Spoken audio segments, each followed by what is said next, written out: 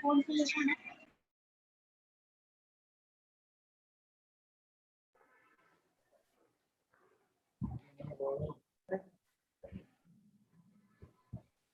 का बैकग्राउंड एकदम भारी है, फुल एकदम ऐसा लग रहा है पीछे सूरज लगा के बैठे sir. You can just confirm us when you go live.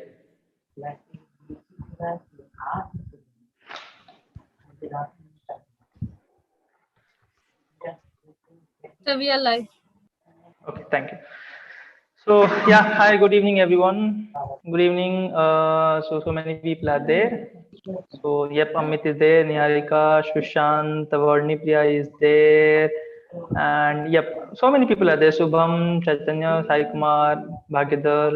Great, Jitendra is also there. Geetika is there. So many people I can see here. Somajit, Shreyas, Devapriya, Kemika, Harshit, Tarun, Shubham.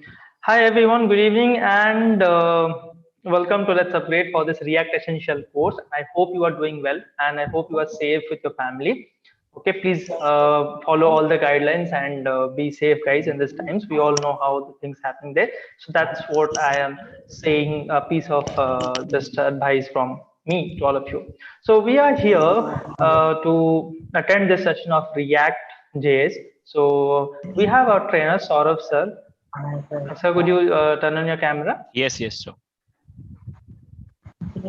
So Saurav sir is there, guys. So you won't know by much trouble. Sir is already like, even after much trouble, he is there to just to impart some knowledge to all of you about React.js. So I hope you would cooperate with him and you would have a nice time with sir. So this is Saturday and Sunday weekend batch. You would learn a lot about React.js. Okay, so Saurav sir is is an amazing trainer. He is there like since the start of Let's Upgrade, and he has taken a lot of trainings for us. So he's majorly into this web development thing, and he has actually won a gold medal in hackathon. If I am wrong, sir, please correct me. Yes, it's in World Skills. It's the like Olympic of skills that happens twice, like once in 2 years.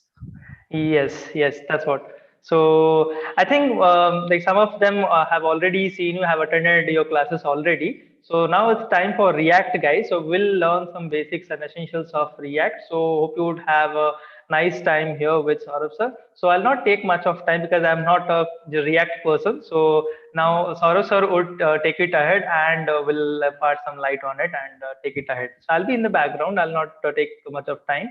So only thing is just cooperate with sir, ask doubts whatever you have in the Zoom chat and get it cleared from sir. That's all. Sir, you can take it ahead from. Okay, thank you so much, sir. Thank you so much. Thank you so much.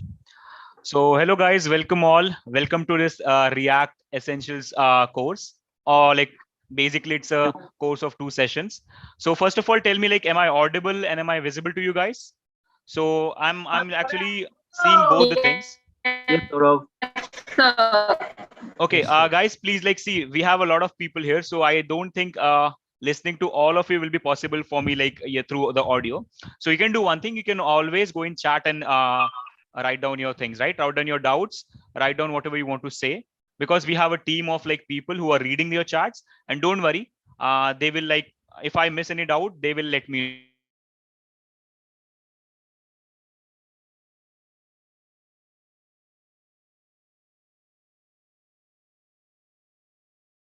Okay. Am I audible now? Am I audible now? Yes, sir. Yes, sir. Okay, guys, am I audible now? Please tell me, am I audible now? Yes, okay, so please write whatever you want in the chats and I'll be answering you. And don't worry, we're not going to miss like any doubts because we have a team of people who will be watching your doubts, right? And I'm simultaneously watching both Zoom and YouTube. Okay. So if I miss anything, not a problem. We are going to learn like.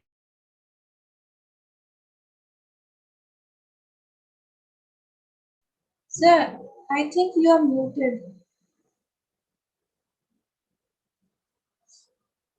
Excuse me. Excuse me, sir. Okay. Am I unmuted now?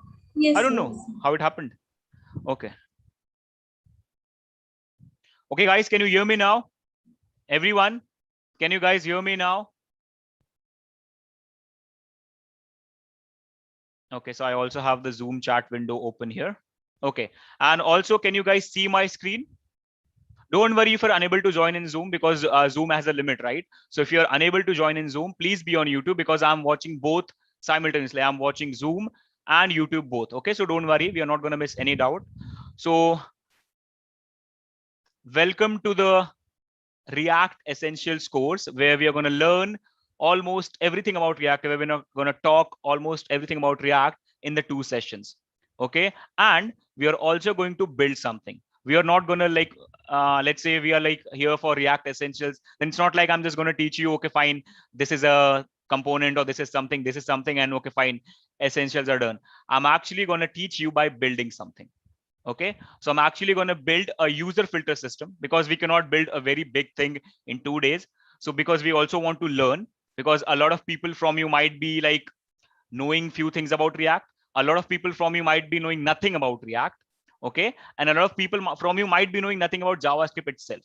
Okay, so I will try to teach like if you know nothing. Okay, so even if you know nothing, don't worry about it, because we are going to start from scratch. We are going to talk about everything, and we are going to build something. Okay, so are we guys excited? Are you guys excited? Please show me some excitement in the chat, and also in the Zoom chat. Just show me some excitement so that we can start. Okay, great. So I can see a lot of yeses. So now, first of all, I'll at least tell you like for which people this course will be the best. See, if you know a little bit of React, amazing. If you don't know, that's also amazing. But at least you should know a little bit of HTML, CSS, and JavaScript. Then that will be the best thing for us. If you know a little bit of HTML, CSS, and JavaScript. If you don't know HTML, CSS, JavaScript at all, don't worry. You can still try to understand things if you know, like if you have a little background of programming. You can still try to understand things. But the best people will be who know HTML, CSS, and JS at least a little bit, right? At least you know what are objects, at least you know what are arrays, right? Because we are into React. So React is directly the framework that we are learning, a library that we are learning. So we are not going to like go for the HTML, CSS, and JS basics, but still you can attend, still you can try to understand. Okay. And if you know HTML, CSS, JS, amazing, the best. Okay. So I'm getting a lot of notifications here. Okay, cool then. Okay, can we start now, guys? Cool. So now to start with, let me just first open a browser window here so that I can like explain you a few things about React. Okay. So here's our browser window. Okay. So first of all, let me open a Jamboard where I'll be at least able to draw something. Okay.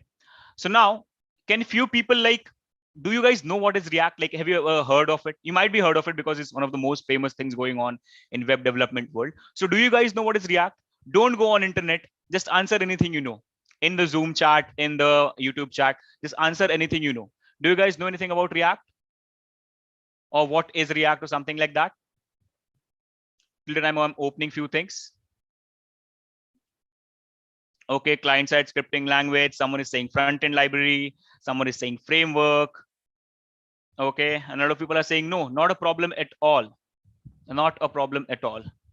Paridhi, I just wanted to ask, can I stop this thing coming like for me? Because what, sir? this thing, this notifications of people joining the Zoom. Okay, sir, just let See, me. if it keeps I'll coming, let you then know. my screen will be blocked for the users to see. Okay, I'll just check it once. Okay.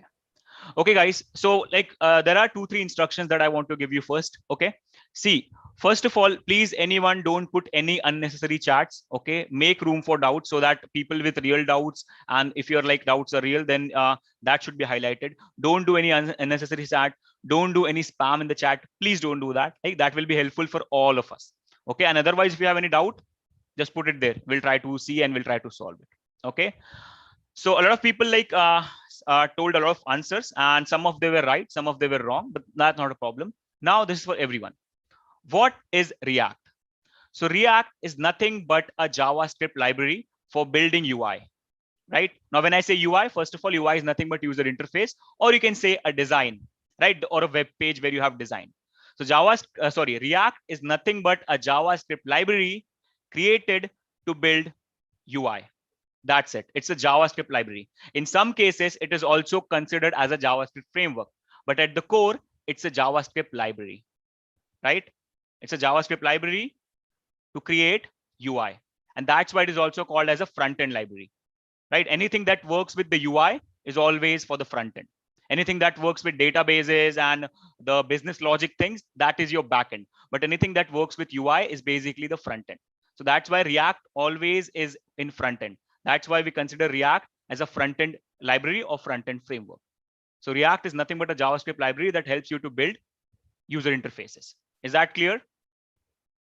Are we clear with this? So this was the definition, right? And there are also different frameworks as well, other than React, that do this, that help you build user interfaces, right? Like Angular, then you have also Vue.js. These two are nothing but one of the most prominent competitors of React. But React still is currently at the top. But yes, Angular and Vue are also like following React. They are also nothing but front-end frameworks that help you to build user interfaces, right? But now, if you want to compare React and Angular, like just for a sample, if you want to compare like React and Angular, in that case, React is mostly a library and Angular is a complete solution or a complete framework. That means Angular comes with by default rules, regulations, and packages. React is just a library in which you have to install things according to your use. In the other case, Angular comes with a lot of things by default and you have to use them. But in the case of React, only a library will be downloaded for you, and all for other things like routing and stuff, you have to download your own things. That makes React a lot flexible. Is that clear? So that was the comparison. Now we are not going to learn Angular right now, so let's leave it. Okay, we are only focusing on React. React was developed by Facebook in 2011, right? And currently it's one of the most famous front-end libraries or front-end framework going on. Is that clear, everyone? So are you guys understanding? So that's the base, that's the history and definition of React. Okay, now at the core, right, when I talk about React, right, when I talk about React, the best or the most important thing in React library is something called as component. Okay, so we're going to go step by step, so please focus, right? So the most important thing in a React development environment, or when you start developing with React, or when you start building UIs with React, the most important thing is a component. It's something called as component. Now, what is component? Very easy. It's nothing but it's just part of your UI, or it's just part of your web page. For example, you're seeing this Jamboard, right? You're seeing this Jamboard. This header area is a single component. This area can be a single component, right? So basically a part of your web page, what you call a significant part of your web page, where you can identify, okay, fine, this is a single thing, like this header that you can see. If you're on YouTube, you can again see the header. Then you have the video area, that is you can say the video component. Then you have the chat area, that is the chat component, right? In the same case, in the Jamboard, you can see, right? You can see the header component, you can see this area, this editing tools component, then this board component, right? So a component is nothing but part of the page. Now it can be very small, it can be very big, and a component can itself be a collection of components. For example, if I say this editing area, this editing tools is itself a big component. Inside that, if I can say, okay, fine, this is also a single component, this is also a component, this is also a component, and this big component is collection of small components. So a component is nothing but a part of a UI, like header, banner, footer, services, or a single service, right? Are we cleared with this, guys? Are we getting cleared with this?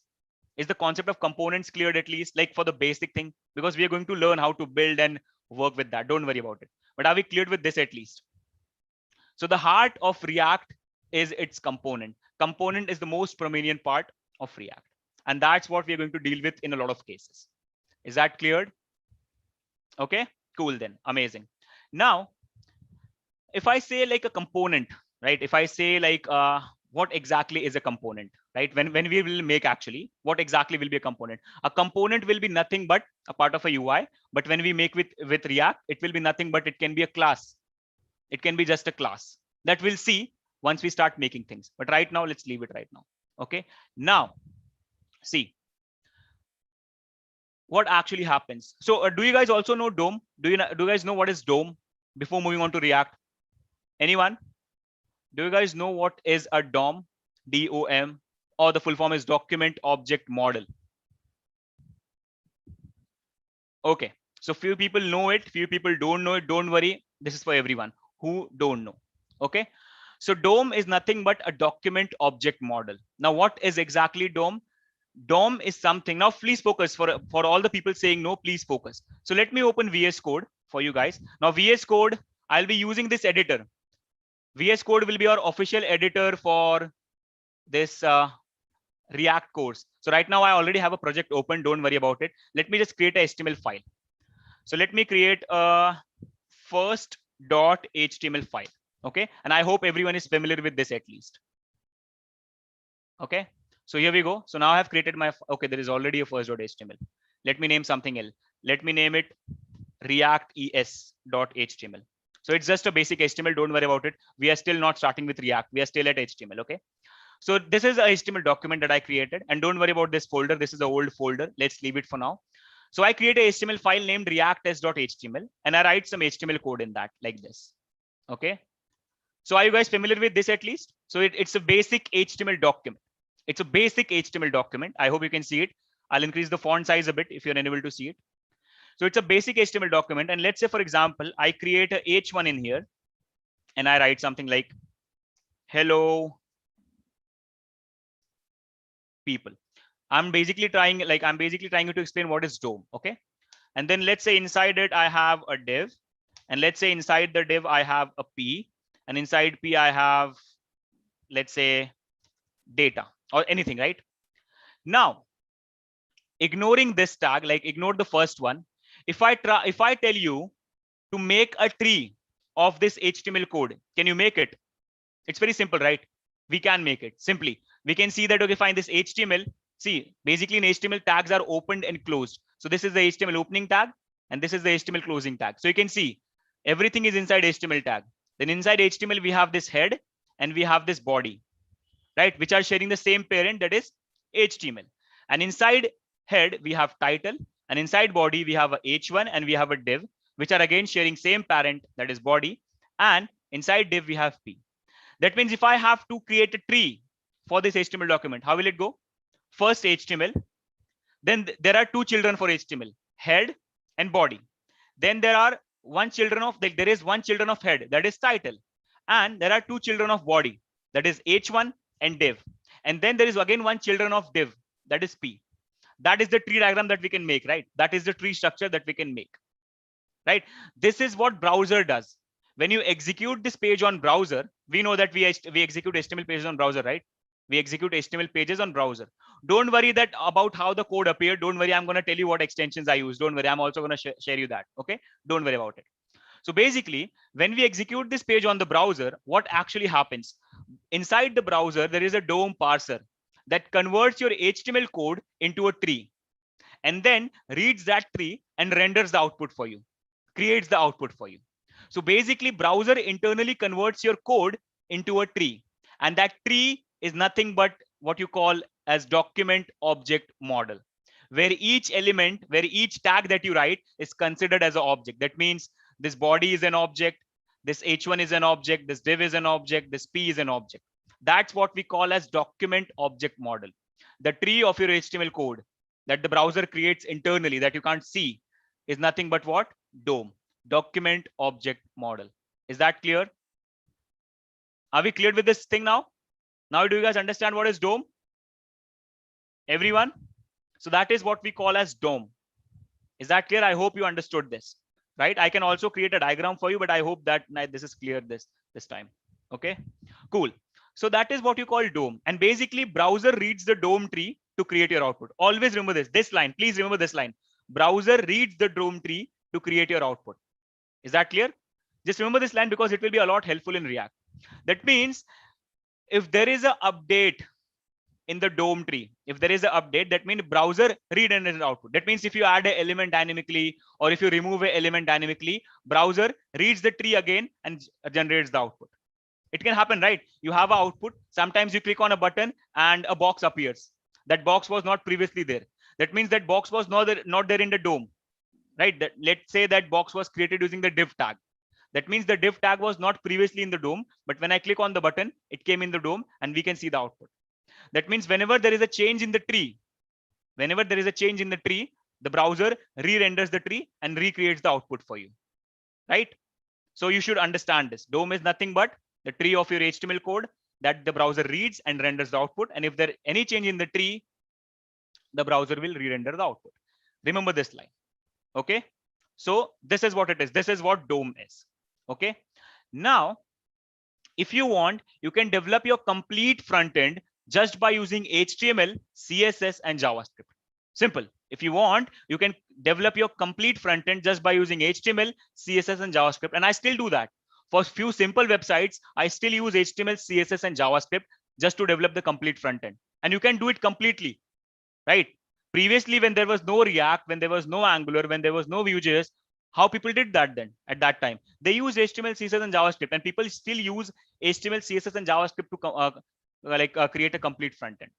Okay, but this React, Angular, and Vue.js, these are nothing but, you can say, an improvement in that thing, right? When you write code from scratch by using HTML, CSS, and JS, sometimes it takes a lot of time. It becomes messy, right? A lot of code is there, right? A lot of performance issues are there. And that's where this React, Angular, and Vue.js come into play. They are like a higher level of front-end development, right? And a good level of front-end development, which provide you with all the basic things, all the basic libraries that will help you to write the code in a more proper way, in a more proficient way, so that you don't have any performance issues and you will have a less code and more performance, right? That's what this React, Angular, and Vue are for. So I'm saying that if you want, you can avoid these and you can still develop front end, but code will be long. It will become messy. There will be a lot of performance issues, and you have to find out what can you do for that performance issues. But in this React, Angular, and Vue, these are made by big people like Facebook and Google, and they have made it like that so that there is no performance issue. Actually, they made it for themselves, and they released it in the market. First, they made these things for themselves so that their website starts increasing the performance. There will be good performance in their websites. And after some time, they released it in the market so that everyone can use it. Okay, they have solved all the performance issues problem, all the big code problems, and they have given you a style of writing HTML, CSS, and JS. So basically, you're again gonna write HTML, CSS, and JS only. Don't think like that, okay, if I am using React, then I'll write a different language. No, you're still gonna write HTML, CSS, and JS. In Angular also, you're always gonna write HTML, CSS, and JS. To create front end, you're always gonna write HTML, CSS, and JS. It's just in a more better way if you're using frameworks, and in a more improper way if you're normally writing. Not improper, but performance issues and writing big code. But if you're using React, Angular, it will be a lot better, a lot easier, a lot cleaner, and good performance. So that's it. Are we cleared with this, guys? I hope it is cleared, right? So you should never think like, if React is not there, we cannot develop front end. You can still develop it. Okay. So just for performance, just for good code, just for being on the standards, just for being in the future, and also being fast and developing good front ends, we can use React and Angular. Otherwise, without them also everything is possible. But we're going to use it because companies are using it, and to get a job and also to make good websites, you should use them. Okay, so I hope everyone is understanding these things. Everyone, please tell me, are we understanding this thing? Okay, great, amazing. Now then, so now we are not gonna learn about Angular or something. So our main focus is React. So let's see how React improves performance. Now see, as I told you that we are again gonna write HTML, CSS, and JS. We are again gonna write the same things. So how will React actually improve your performance? Okay. So as I told you that at the heart, the main thing about React is component. That React follows what? Component-based development, right? You can also develop your web front end just by using HTML, CSS, JS, and you can also develop it using React. So React has an approach of creating front end, and React follows component-based development. And we know what is a component. A component is nothing, it's just but a part of a UI, a complete different isolated part of a UI. That is what a component is. So now let's talk about how a component looks inside a code. Once we start React, now we are not starting, but let's say once we start React, how a component looks like in a code. Okay, don't think too much. Let's actually see it, how a component looks like in a code. So let's, for example, say I'm trying to write a simple component. jQuery versus React. Okay, sir, someone is asking jQuery versus React. See, jQuery is not a UI like create a UI development library, right? It's just a library that you can use for DOM manipulation, mainly for DOM manipulation, right? But yes, you can achieve few things that React does by using jQuery, but its main use is for DOM manipulation and animations thing, right? So jQuery's main use is DOM manipulation and animation. React's main use is to create complete front end, right? So that's what the use of React is. But jQuery, on the other hand, you can't create, like, you don't create components with it. You can using JavaScript, but you don't do it. You basically apply animations, and you basically what do you say, write some DOM manipulations. That's it, what you do with jQuery, right? But React is much more than that. Okay, is that clear? Okay, so now, as I said, React follows component based development. That means in React, you create, whenever you want to create a UI, you create different components. Okay, so basically we are going to see how a component looks like in a code. So in React code, basically, we are not writing the complete code, but let's just to check, just to see how it looks like. Let's see. So when we start writing React, when we start creating component inside React, a component is nothing but a class, right? If you have ever learned object oriented programming, you'll understand this. A component is nothing but a class like this. For example, let's say I'm going to create a header component. So I name my class header. Okay, so it looks like this: class header. I'm not going to write complete code, but let's say it's like this, right? A class header. And then a header class will have a function, a very important function. Don't worry, I'm going to explain all of this once we start with React. Right now, it's just for understanding. Okay, let's say, so there is a function in each and every component that you create. There is a function named render. There is a function named render. Always remember this. Inside React, when you create a component is nothing but a class. And inside the component class, you will always have a render function. Okay, and inside the render function, you'll have a return statement that will return the HTML that you want to generate through this component. Say, for example, you want to create a header. Right now, it will not be the perfect way, but let's just see. Let's say you want to create a header. So you'll write all the HTML that you want to that you will use to create a header, like a div. Then you will give a class of header. Then you might have a logo in there, right? You can have a logo in there like this, something like this, right? Then you might have a nav in there, something like this, right? So whatever elements, whatever HTML code that you use to create a header on a web page, you'll write it here inside the return statement. Is that clear? So every component that is a class will have a render function, and it will have a return statement. And the return statement will basically return all the HTML that is used to generate that header element. Is that clear? Are we getting clear with this? Yes, Vinod. Yes, that's it. I'm coming to that point. Don't worry. We see, guys, for people knowing a little bit of React, we have to go step by step, because there are a lot of people who don't know React at all, right? So we have to also go step by step. Okay. Are we clear with this? Guys, are we clear with this? So whatever HTML you want to generate for that component, that means whatever HTML is required for that component, you write inside the return statement. And render function is a must for each and every component. So basically, this header class will handle all the things that is required for that particular component. And a component also has a constructor. A component, like, it's a class, so it can have a constructor. So mostly it will have a constructor. And see, when you create a website, you also perform events, right? You click on button, something is performed. You click somewhere, something is performed. So basically, you click somewhere, you hover somewhere, a functionality is performed, right? So for this component, whatever functionalities you want to perform, all that functions will be written inside this class only. So for example, let's say I click somewhere and I want to change the name. So there is a change name function that will be called. So I'll create it here only, like this. So basically, a single class will hold all the information about that component. What is the HTML for that component? What are the functionalities that component is using? What on what click, what should happen? On what hover, what should happen? All that thing, you'll write it here. Is that clear? Is that clear, everyone? Is that clear? Okay, someone is asking, will we learn class-based component today in React? Yes, we'll learn class-based. We are going to do everything class-based. Okay.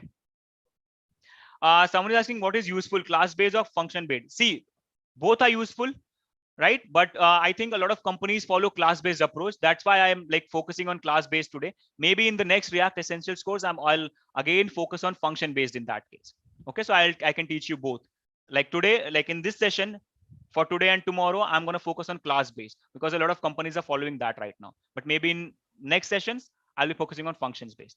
Okay, guys. So everyone, you should know that there are two approaches of creating components. One by using this class approach, one by using the functional approach. But in our session, we are focusing on the class approach because we can't cover both in the same session, right? So only focus on the class based right now. Maybe in the next sessions, I'll be teaching you how to focus on functional based.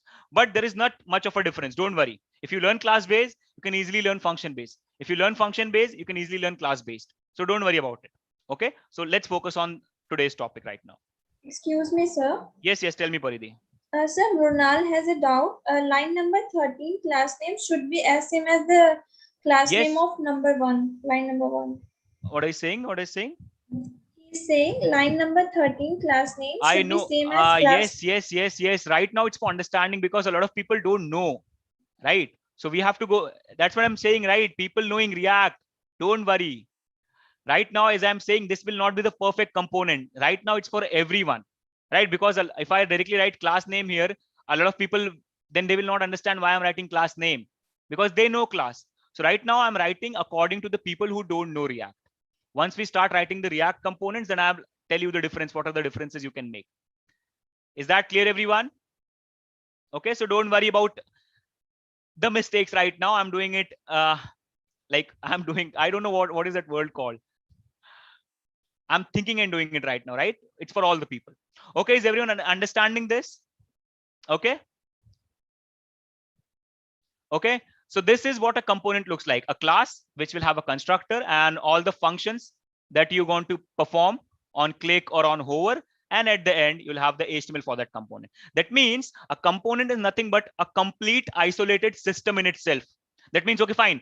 This is the header component. All the things related to header will be here. The HTML of the header, the events of the header on click or on what you want to perform anything, it will be here. So everything that you want to perform, everything that you want to view for that particular component will be inside here. A complete isolated system. Okay, that's what it is. Is that clear, everyone? Are we clear with this? Okay. Right now, there will be no output. Right now, there will be no output. Don't worry. I'm going to explain what is JSX. Don't worry. Don't worry. People, don't worry. Right now, I'm saying this as HTML. Once we start with React, I'll tell you the difference between JSX and HTML and everything. Don't worry, guys. Let's just go step by step. Let's not like force anything. Let's go step by step. Let's not like go very fast. Okay, so is everyone cleared with this? Okay, cool. Now, one more very important thing. One of the most important thing of a component. Each and every component in React has something called as state. Each and every now see, please, everyone, please try to understand this. Each and every component in React has something called as a state, right? Now, if I talk about state is nothing but a state of a component. That means what data it is holding currently, or what is the state of the component. Coding wise, what data it is holding currently. Is that clear? What is the value of all the data currently? It can change, it cannot change, but it will be there. So state is nothing but it's a state of the component. And when I say state of the component, that means what is the current data or what is the current data or process going on in the component. That is what we call as a state. Is that clear? So basically, when I say state is nothing but an object. Coding wise, state is just an object and it has keys and values. That means it has just data. State is just data, right? But why it is called state? There is very important thing. For example, let's say I have a name property in my state and it has a value Saurabh. That is my name. Okay. Now, see what happens. Whatever data you have inside your state, what is the importance of state? What is the significance of state? Whatever data you have inside state, if that data changes, this component will completely re-render. React will re-render this component. Always remember this. For example, let's say, let me open Jamboard. Okay. So let's say this is the web page and let's say this is the output of the header component. Okay. So this is the output of the header component. Okay. Just think it like this. And you have logo here and then you have nav here. I hope you guys can see it. Okay. So this is the output of your header component. Whatever header I have made, let's say this is the output of that header component. Now, if by on click or by any case, if internally the value of this name changes, because it's a part of a state, right? It's a part of state. So if the value of state changes, this component will re-render. Always remember, this component will re-render. React will re-render this component. So always remember, when a value of state, like any value of state changes, the component or React basically re-renders that particular component. Always remember this. So if you have a website and it has 10 components, if you have like a web page, let's say it has 10 components. So if in any component a value of state changes, that particular component will be re-rendered by React. Is that clear? Re-rendering means refreshing. That component will be refreshed. If there are any changes, that changes will appear. For example, let's say this Saurabh, the value of name is displayed here, right? So let's say the value of where is our okay. So let's say the value of name is displayed here. Let's say here I have displayed Saurabh. Okay, so whatever is the value of that name is displayed here. Okay, so if internally by any functionality this value is changed to, let's say I'll take any name from you. Let's say it's changed to Gurpreet, right? Let's say it changes to Gurpreet. So React will re-render this component and update this to Gurpreet, and this whole component will be re-rendered. That means refreshed, and whatever updates are there, they will be there. That will the changes will be applied. Is that clear? Are we cleared, everyone? Are we cleared with this thing now? And yes, you don't have to reload. The best part, you don't have to reload. It will be automatic. You don't have to reload, and that's why React is called React. This is why React is called React. It reacts to state changes. Whenever the state changes, the component is re-rendered, and that's why it is called React. It's a reaction, right? State changes, components got re-rendered. So it's a reaction, and that's why React is called React. It reacts to the state change. Is that clear? So I hope the concept is clear now, and I really hope that you guys understood what exactly a component is. Okay, so is everyone cleared with what is a component? And don't worry, I'm gonna show you like everything, how to make, how to deal with this. But I really hope that everyone is understood with the concept of components, because this is one of the most important things. Okay, cool. Then I think now we can move ahead. Now we can actually start with creating the React project and working with it. Okay, now you guys like are gonna create a lot of components in a React project. Like in your React project, we are going to create a lot of React a lot of components. But there is one component that will be there by default. Remember this, there is one component that will be there by default, and the name of that component will be app. Okay, so we are going to create our own components, a lot of our own components, but there will be one component that will be there by default, that is named as app component. That is the root component. That means there will be at least one component by default, and you're going to write your own components after that. You're going to create your own components and include your own components. Is that cleared? Are we cleared with this? So there will be one component by default once we create the React project. Okay. So now are we okay? Don't worry about the basic tags and everything. We are going to learn everything. Don't worry. Don't worry about basic tags and how to write React code. We are going to start everything from scratch. So are we ready? Can we start now? Okay.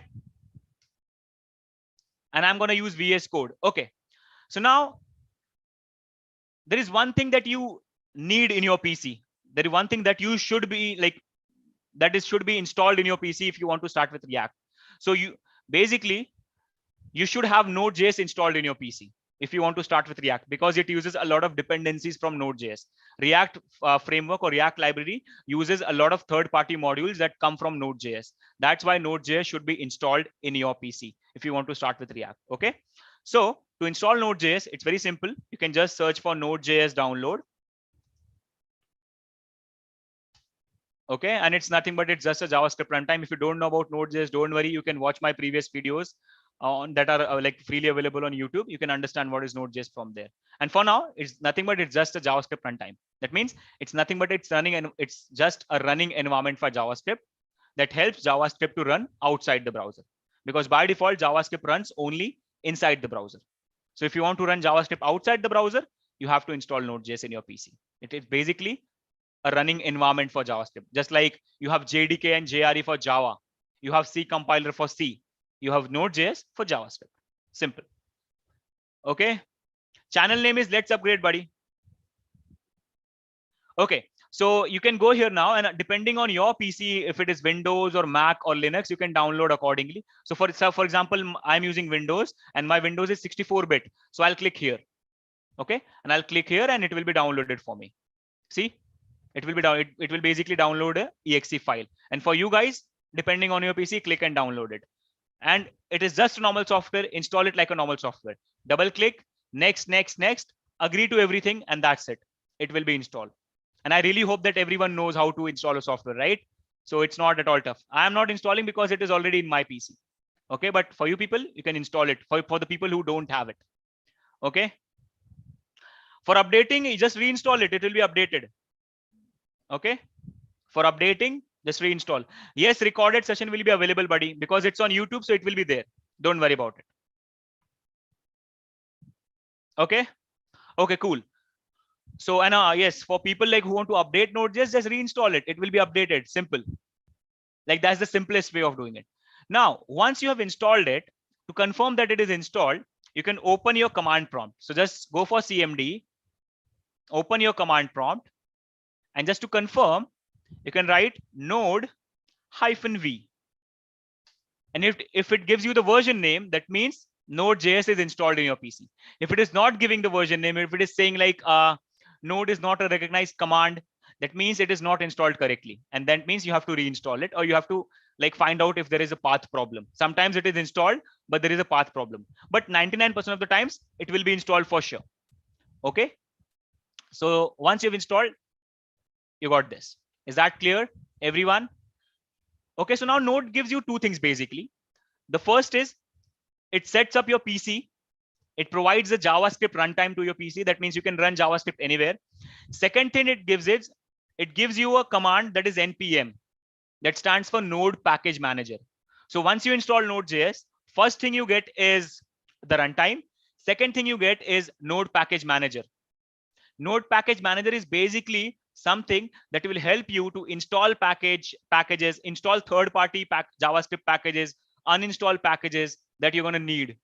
So basically, when you work with Node.js, when you work with React, when you work with Angular, a lot of times you want to use some third-party packages in your project for graphs and charts, for routing, for chatting systems. Like there are different libraries available on the like npm what you call environment online. So sometimes you want to install some packages to ease your work. So npm will help you to install packages, uninstall packages, and handle your packages, right? So that's why Node gives you this command. So once you install Node, two things are given to you, the runtime and npm. To confirm, you can also write npm and press enter. It will give you all the commands that you can run using npm. Okay, is that clear? Are we cleared with this? Everyone, are we cleared with this? Okay, now next thing. Yes, version 12 will be fine, buddy. Don't worry. Like if it is possible, update it. I think you're using Linux. That's why you're having version 12. Because for Windows, I think 14 is the current version going on. Okay, Shruti, my name is Saurabh. Okay, fine. Let's move ahead now. Now, the next thing that you're going to need is a React package manager that will help you to create React projects, delete React projects, and run React projects, right? That will help you to create React projects, delete React projects, and run React projects. But again, that React package manager will also be downloaded using npm, because that's a third-party package. That's a third-party package, right? So again, you're going to use npm. So you can use npm install. So basically, you're installing a packages, right? You're installing a package. So npm install create React app. This is the package create React app that you're going to install. And this package will help you to create React projects, delete React projects, and run React projects. This is one way. Basically, what it will do, it will install create React app package in your PC so that you can create React app anywhere in your PC.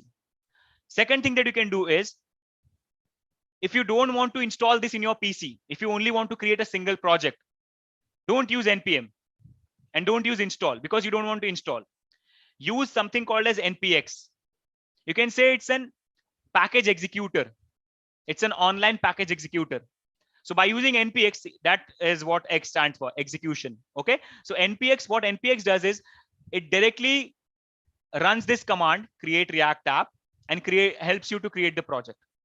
So there are two ways. Either install the create React app package and then use that create React app to create your React project. Second thing, directly execute this create React app package online using npx and run the command that you will be running once you're installing it. So either install it and run it, or either use npx and directly run it. Is that clear, everyone? Okay, so there are two options. So if you don't want to use npx, then you have to, if you directly want to use create React app and then your app name like this, let's say we can call our project users. So this is the command that you will write to create users project, a project name users. But for this, you should install create React app by writing npm install create React app. But now I have not installed it. So I directly want to execute from like internet. So I'll be using what? npx. And then it will directly get the package from internet and run it here, download the project, and that's it. That means I'm not going to install anything in my PC. Directly the project will be created. I am directly using the create React app package that is available online. Is that clear? Are we clear with this? So I'm not going to download create React app. I'm directly going to use npx. Mostly, always you guys also try to use npx. Don't put extra load on your PCs by downloading unnecessary packages. Okay, cool then. Now, but I don't want to create my project in this Dell folder here. Okay, I want to create it somewhere in my folder. Okay, so let's say, okay, let me close this Jamboard for like, no, let's not close it. I'm going to use it again. So let's, for example, say I have this folder named React Essentials. Okay, I have this folder named React Essentials. In there is already a user's project that I have created just to save time because it takes 5 minutes to install, right? But I'll show you how to do it. So what you can do is you can shift right click, open PowerShell window here. That means open command prompt here. Otherwise, you can also do this. Copy the path, go in your CMD and write CD to that path. Oh, why I'm not getting? I think first of all I have to go in Drive and then I can write. Okay, now I'm here. Okay, so first of all, with your command prompt, you have to go in that folder. Now there are multiple ways. You can copy the path and paste it. You can right click and shift and right click and open PowerShell window. You can write CD to CD to React Essentials. So it's basically up to you.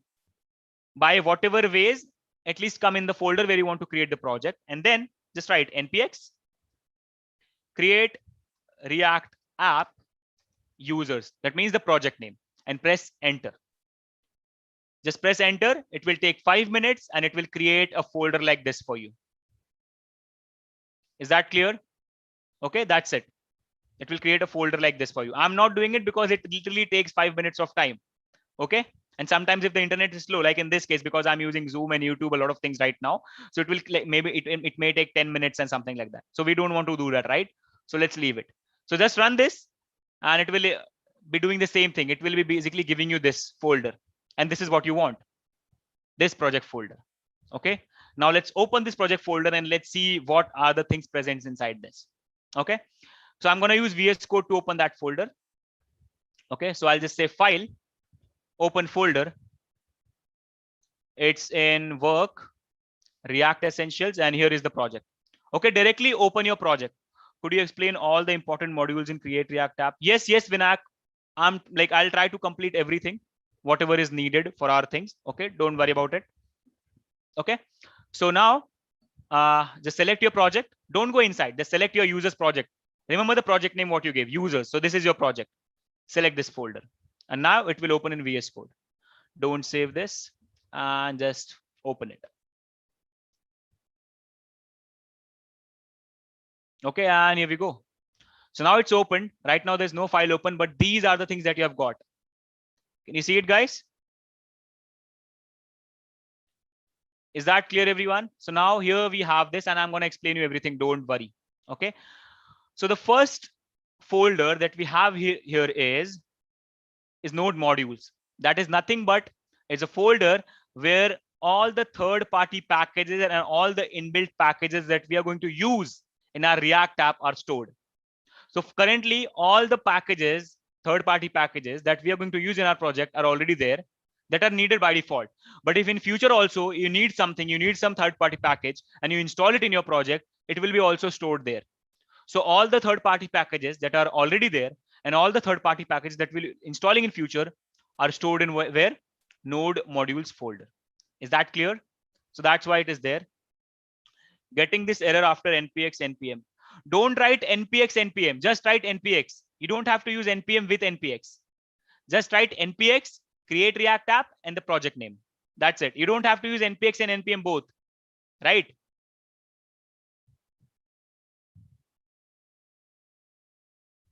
Is that clear? Okay, fine. So I hope everyone is clear with the node modules, right? Second, you have this public folder in which basically your main file is there. That is this index.html. This is the main file. This is the file that will be displayed on the browser.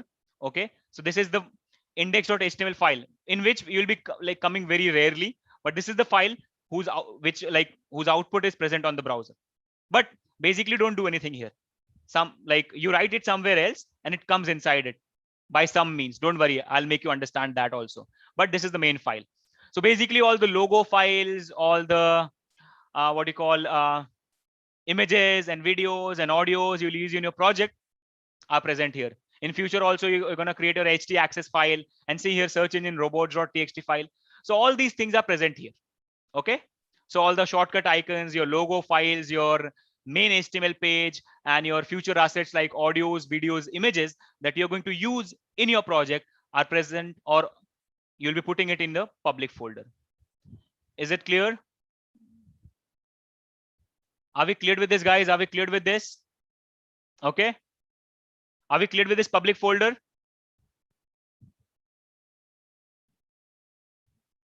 Okay. So public folder is simple. All the audio, images, videos that you're going to use in your project and your main HTML file, that is this, is present here. See, this is the by default code of your HTML file. Don't worry, I'm going to explain you this. Don't worry. Just give me some time. I'm going to explain you this. Okay, this is your main HTML file. This is the file that is displayed on the browser once you run this app. Okay, don't worry. I'm going to explain you. Then let's leave SRC for now. Let's leave SRC for now. Let's move ahead. Then you have this git ignore file. For the people who know GitHub, it will be understandable. For people who don't know, don't worry. It's just like when you push your project to Git, when you push your project to Git, whatever files you want Git to ignore while pushing, you put it here. So whatever files you want the Git to ignore once you're pushing your project to Git, or maybe on the server, right? When you're pushing, when you're like, now for people who don't understand pushing in basically means copying my all the files and folders and putting it somewhere online like Git or GitHub, right? So that's what pushing means. If you want to ignore some files, if you want Git to ignore some files while pushing, you write it here. So for people who know GitHub or Git, it's perfectly fine. For people who don't know, don't worry. It's just a file. It's even if you delete it, it's not a problem. Okay. Okay. Some people are saying voice is not clear. Are we cleared? Is my voice clear to everyone? Okay. Someone is asking for example. Okay. Don't worry. See, sometimes in let's say in my project, let's say multiple people are working on this project and there is a version of project that I have with myself. Okay. So there is a version of project that I have my like with me, and I create a file only for me for writing some comments for some temporary things. I create a file only for me, and I don't want when I push my project online or when I make my project live online, I don't want that file to go online. I only want that file to be present in my PC locally.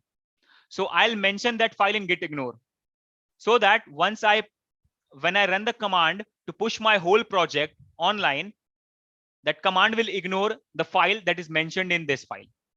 Okay, so whatever files I want to ignore, I'll mention all their names in git ignore. So git, while pushing my project online, it will ignore it. Think it like this. Okay. And see, if you don't understand this git ignore, don't worry, that's not even our need. What I'll do is I'll just delete it. For people who don't understand, don't worry, it's not the need of the hour right now. We can just delete this file. It's not at all needed. Just delete it. It's not needed at all. Okay. Cool. Is that clear? Now, README is just a file where you write the description about the project, or what is your project about, or what is going on in your project. For people, when you share this project, right? So sometimes you're going to share this project. So at that time, you write all the things related to your project, or all the settings related to your project, or all the extra things that you want people to read before running your project. You can mention it here, like metadata or description about your project. You can put it here. Okay. Now these two things are very important. See, what is package.json? Package.json holds all the information about your project: the name of your project, the author of the project, the licensing of the project, the version of the project, the modules or the third-party packages that you have installed in your project. All the information about the project is held inside package.json. Remember this. That's why package.json is important. Okay, because once you share this project with someone, you never share this node modules folder. You never share this node modules folder because it's very big, right? You only share public src and package lock. So someone who gets this folder can read this package.json and accordingly download node modules by reading this package.json. They will understand what are the libraries you're using, and then they can download it in their PC. You don't have to share this because node modules is very big. It's like 90% of the size of the project is node modules folder only, right? So you can't share it on mail or something like that because it's very big. So you only share these folders, and by reading the package.json, the other user can download everything that is required for in the node modules. Is that clear? Paridhi, some people are saying that I'm not audible. Am I audible? Yes, sir, you are audible. I think there is a network issue with them. Chemica, please check your network, please. I think I'm audible. Okay.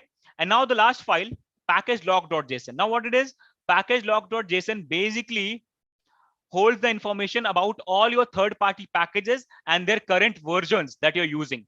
So all the packages that are present in node modules, all the packages pre-built and that pre-built and also that you download, all the information about all the third-party packages is held in package.log.json. It holds the information about all the pre-built packages and about all the packages that you download. All about them, about their version, about their links, all about them is held in package.log.json. That's it. So that's the complete explanation. Node modules holds the packages, third-party packages. Public holds your public things, all the images, audio, videos, and your main HTML file.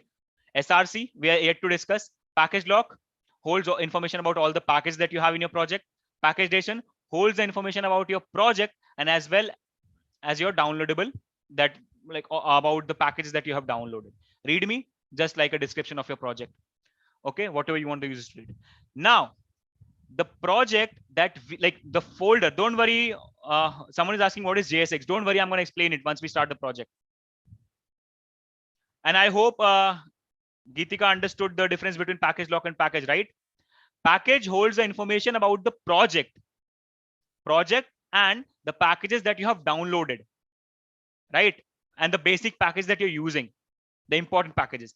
Package lock holds the information only about all the packages that you have in your node modules, about all the packages, all the third-party packages, even if they are pre-built, like pre-downloaded, even if you are downloading it. So package lock is only for third-party packages. Package.json is much more. It holds the information about the project, about the scripts, about the running environment, about the version of your project, and about the packages. Mrunal is asking, how can we share about our project with others without sharing node modules? You just delete it and share it, or you can just create a zip of these folders and share it. Simple. Remove that folder and share it. Simple. Create a copy, remove node modules and share it. Multiple ways. It's just you have to ignore that folder. Okay. Is that clear? That VS Code folder was just created because I have attached my Git with my VS Code. So that's a folder. Don't worry, that will not be in your case. So just ignore it for now. That VS Code will not be for you, and it will not be on your project if you have not attached your VS Code to your Git. I have attached it. That's why I'm having it. So you can just ignore it. Just ignore it. Don't worry about it. Okay, cool. Okay, then let's move ahead. Now, the folder that we are interested in is this SRC. Okay, is this the main folder that we are interested in? SRC. Okay, that's why we didn't talk about this. Now, all the components that you create, everything that you're going to do will be here.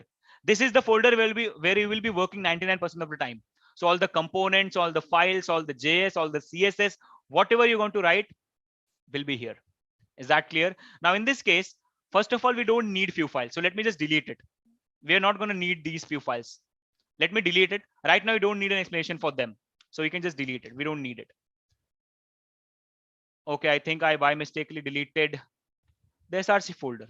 Let me just get it back. It might be in recycle bin.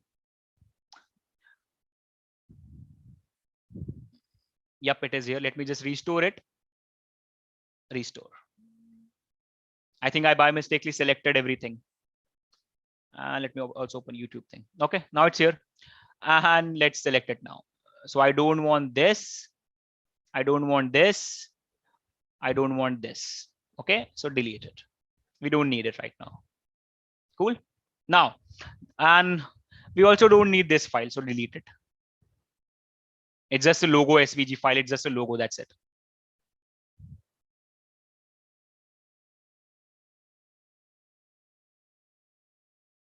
Okay, so this is what it simply looks like. It has these 4 files: app.css, app.js, index.css, index.js. That's it. Now, this is the component, the main component that you have. This is your main component. Okay, right now I'll just remove the things that we don't need. Okay, so this is your component. See, let me just decrease the font size a little so that you can see everything at once. So this is how your component looks like. See, right now it's a functional component. Right now it's a functional component. That's why you have function app. See, it is returning this HTML. Can you see it? It is returning this HTML. Right? So this is your component. Is that clear, everyone? If you want, you can also convert it into a class component. But let's now leave it. Let's leave it, because whatever components we'll create after this will be class components. Now, does these things look familiar? If you have ever worked with HTML, this thing will look familiar to you. You just have a div here, you have a header here, you have an image tag, a p tag, a code tag, an a tag, a header tag. See, these things are very familiar. Nothing but HTML, right? Don't worry, they are not called HTML in this case. They are called JSX. But don't worry, I'm going to explain you why they are called JSX also. Don't worry about it. Okay, but right now, think it like this is nothing but HTML, right? So basically, this is app component, and this is what app component will output if it is executed. Okay, and here you have this app.css file, where this is the CSS file for that app component, where all the CSS is written for that app component, right? So basically, when we are also creating components, we are going to create a JS file and a CSS file. Sometimes we'll not create a CSS file, but definitely a JS file. So for a component, we're always going to create a JS file. Now, if you want, you can also create multiple components in a single file, but we are not going to follow that. So for a different component, we'll have a file. Okay.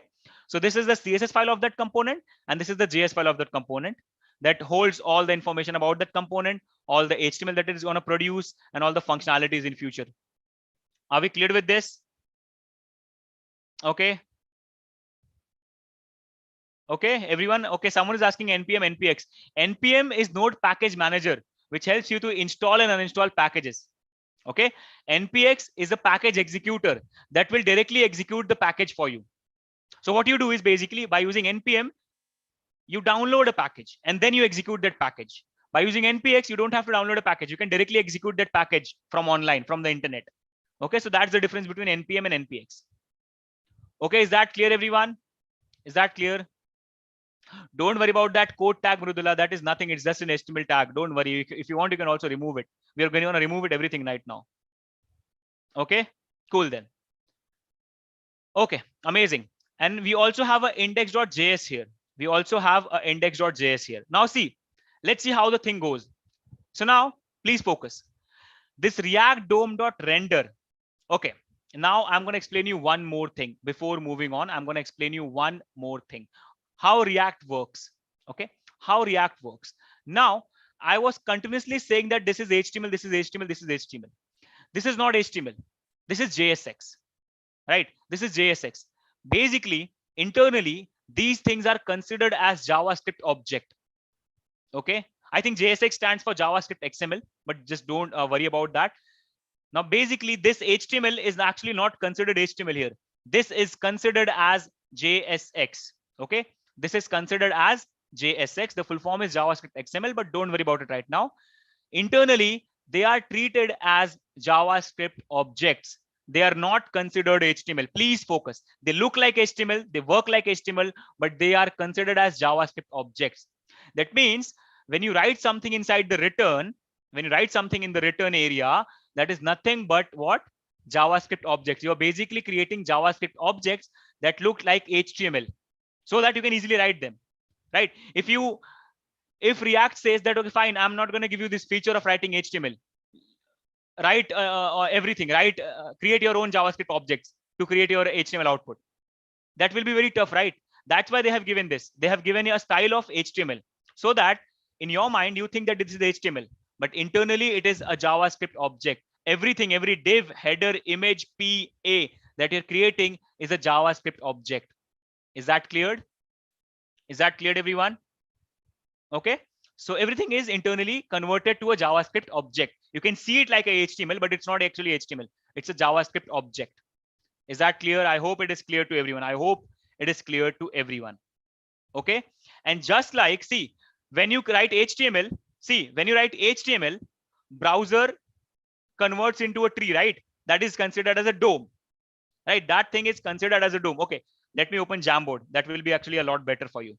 So let's say I'm writing React and I'm also, where is clear frame option? Okay. So let's say I'm writing React and I'm also developing something in normal HTML and CSS. So see, now in HTML, I write HTML code, right? I write HTML code. In React, I write what? JSX. That exactly looks like HTML, but I'm writing JSX. Okay. That means HTML at the end is HTML. JSX at the end will be a JavaScript object. They look like HTML, but it is a JavaScript object. Now, we know that your HTML is converted to something called as DOM. In the same manner, your JSX is also converted to something called as React DOM, right? So your JavaScript objects basically is made to a, like it is converted to a React DOM. It is converted to a React DOM. And then the React parser. So now at the end, you also want to display the output on the browser, right? And browser only wants DOM. It does not need React DOM. So basically from your React DOM, a DOM is created. And then at the end, the browser displays it. In this case, the browser displays this thing. Okay. Are you guys understanding this? So this is the way. When you write normal HTML, it is converted to DOM, and at the end you have the output because browser only needs DOM. In this case, JSX, that means it looks like HTML, but it's not HTML. It's JSX. It's JavaScript. It's a collection of JavaScript objects internally that creates a React DOM for you, right? HTML creates DOM, JSX create React DOM, and React DOM then is converted to a DOM, and then output is presented to you. Is that clear? And this React DOM has also one more name. It is also called as something called as virtual DOM. This React DOM is also called as virtual DOM. Whole HTML is JS object or individual tags. Individual tags, Shabazz. Individual tags are JS objects. That's why I said, right, it's a collection of objects. So React DOM is also called as virtual DOM. That means whatever you write in React first is converted into React DOM, and then it is converted into actual DOM. First, it is converted into like created, like first a React DOM is created, and then your actual DOM is created. Now, how is this actually a good thing? How is this better than this HTML DOM thing? Now see, now, whenever you update something in the HTML, either by using JavaScript or either by writing some code somewhere, or either by updating it by anything. So when DOM is updated, this thing is re-rendered and you can see your new output, right? When DOM is updated by using JavaScript or by using any means, this output is updated, right? But that thing is actually very heavy, very costly. Let's say you have 1,000 lines of HTML code. That means you are going to have a very big DOM. And even if you update a single component, the whole thing is re-rendered, right? The whole DOM is re-rendered. That's a very costly thing. In this case, what happens? See, first your JSX is converted to React DOM. That means you have a React DOM. And then from the React DOM, a DOM is created. And by the DOM, output is created. Now what happens? See, now, whenever something is updated in JSX, right? it updates in React DOM. Just like when something updates in HTML, it updates the DOM. Whenever something is updated in JSX, it updates the React DOM. Okay. And managing React DOM or like maintaining React DOM is very, very cheap because it is maintained by React internally. So it's very cheap, very simple, very lightweight. So React DOM is updated. That's fine. Now, what happens is this now once React DOM is updated, this DOM is not completely changed. Now, what happens is in React, this React DOM and its DOM, that means this virtual DOM and this DOM are compared. And DOM then only picks whatever is changed and renders the output.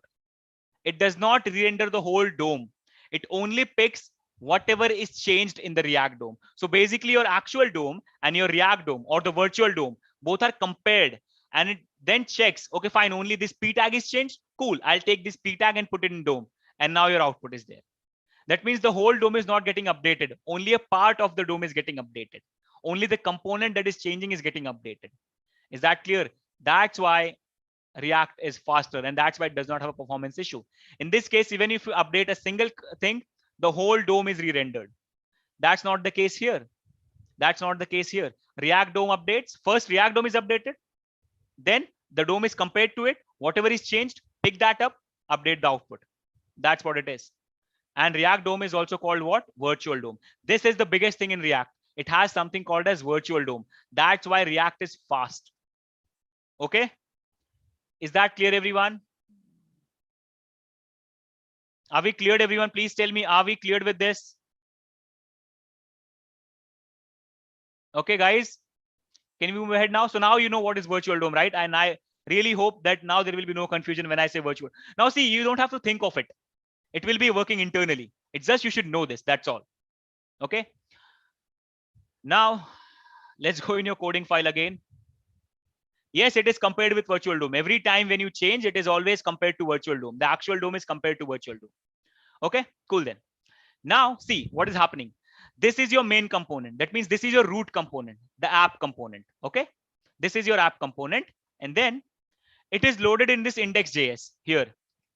Basically, your app component is getting loaded in the React DOM. See it, React DOM.render. So the render function is here.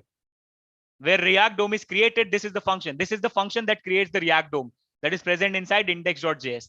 It is basically taking the whole app component. See, so this is the app component, right? And here we have imported the app component. This is how you import it. Import the component name from the file name. Don't worry, we're going to learn this all. Don't worry. But I'm just explaining you so just see it right now. So I've imported the app component, and then you write the tag. Whenever you want to use a component, write the tag of that component. That's all that will be used. So here your component is put inside the React DOM. And then you can see we are telling that, okay, fine, whatever DOM is getting produced using this React DOM, put it inside this root element. See, document.getElement by root. That means whatever DOM is getting generated at the end after rendering, put it inside this root element. And now where is this root element? In public, in this index.html. See this. That means all the things that you produce will finally come to this inside this root div, right? So this app is your root component, which is actually put into what? This render function, this React DOM render. Okay, so it basically renders the React DOM, creates the React DOM for you at the end, and then everything will be put inside this root element. Here it is written, selecting the element, and it is present here, this div. Is this cleared? Okay, so see, app is your main component, right? So whatever components you create in future, you have to put it inside app, and app itself is being put inside where? React DOM.render, where React DOM is getting created. Okay, is that clear? So see, index.js is the place where React DOM is created. Think it like this. Index.js is the place where React DOM is created and rendered. Okay, app is just one component that is by default given to you. So basically, app component, you're putting it inside where? See, here is the app component. This is the use. This is how you call a component. Don't worry, we're going to see it. This is how you call a component. Okay, so now we called app component here. We give it to the React DOM. Okay, fine. This is it. This is the JSX that I have generated at the end. Take it, render it. It renders it here and tells it, okay, fine. Now I'm going to put it inside the root element, document.get element root, right? So do root element. And this root element is present here. It's nothing but a division. It's a div. Is that clear, everyone? Are we cleared? Please tell me, guys. I'm not going to move ahead if I don't get a lot of yeses, please. And don't give fake yeses. If you have understood, tell me. Otherwise, I'll explain it again. Okay. So see, the hierarchy works like this. We are going to create thousands of components. But at the end, we have to put all of that in app component, directly or indirectly, because app is main. So it goes like this: index.js, right? See, I'm going to explain you here actually on the DOM. See, this is your index.js, where everything is getting rendered. Okay. It holds what? Your app component, which is the main component, right? And then in future, whatever components you create, you will be putting all of it in the app component. Let's say, for example, we create something like a header component, right? And then we create something like a footer component in future. And then let's say we create something like a service component in future. We'll put all of that inside app component. And app is rendered inside index.js. And index.js, whatever at the end, whatever DOM is rendered, it sends it to which page? The main page that is displayed on the output, index.html page. So this is the hierarchy. This is the hierarchy. Is that clear now? Is that clear, everyone? Don't worry about the code. You will understand everything. Don't worry. Just believe me. Okay. So this is how it works. All of the component that you will create, you will be putting directly or indirectly inside app component. App is rendered inside index.js.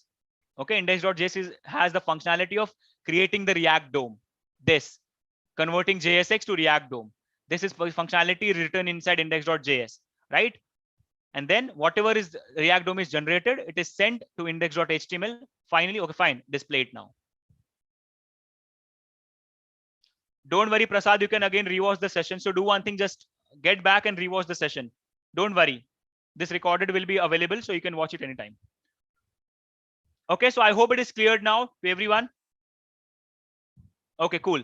Now then, let's run our project and let's see how it looks like by default. So we have not made any changes till now. Let's run it. So now for that, you have to open your command prompt in the VS Code. And it's simple. You just have to open the terminal by clicking here. Terminal, new terminal. And here we go. Your terminal will be opened.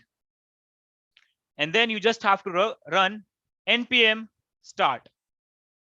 And then your project will be compiled and executed in the browser. That's it. Is that clear?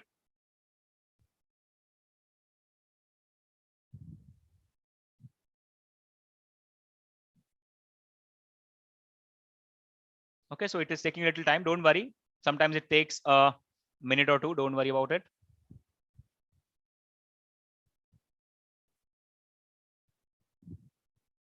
No, you can't write npx run because this is something that it is installed.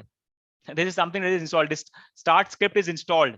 It's in here. It is mentioned here. See, it is mentioned inside the package.json. Wait, I'll show you. Here we go. See, this is already installed. Basically, when I'm running npm start, internally it is running React script start. So it is already installed. So I cannot run it using npx. I should run it using npm. Okay. So it is telling me starting the server. Let it start it. And then it will execute it.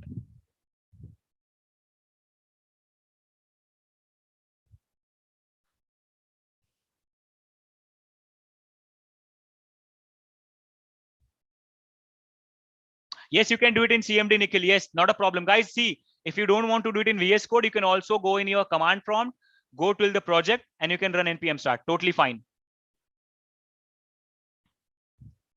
Okay, it's totally fine. You can do it. Oh, some problem.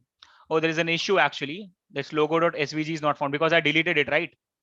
I deleted it. So where it is, I have to find it out. src. Have I included somewhere? Let me see.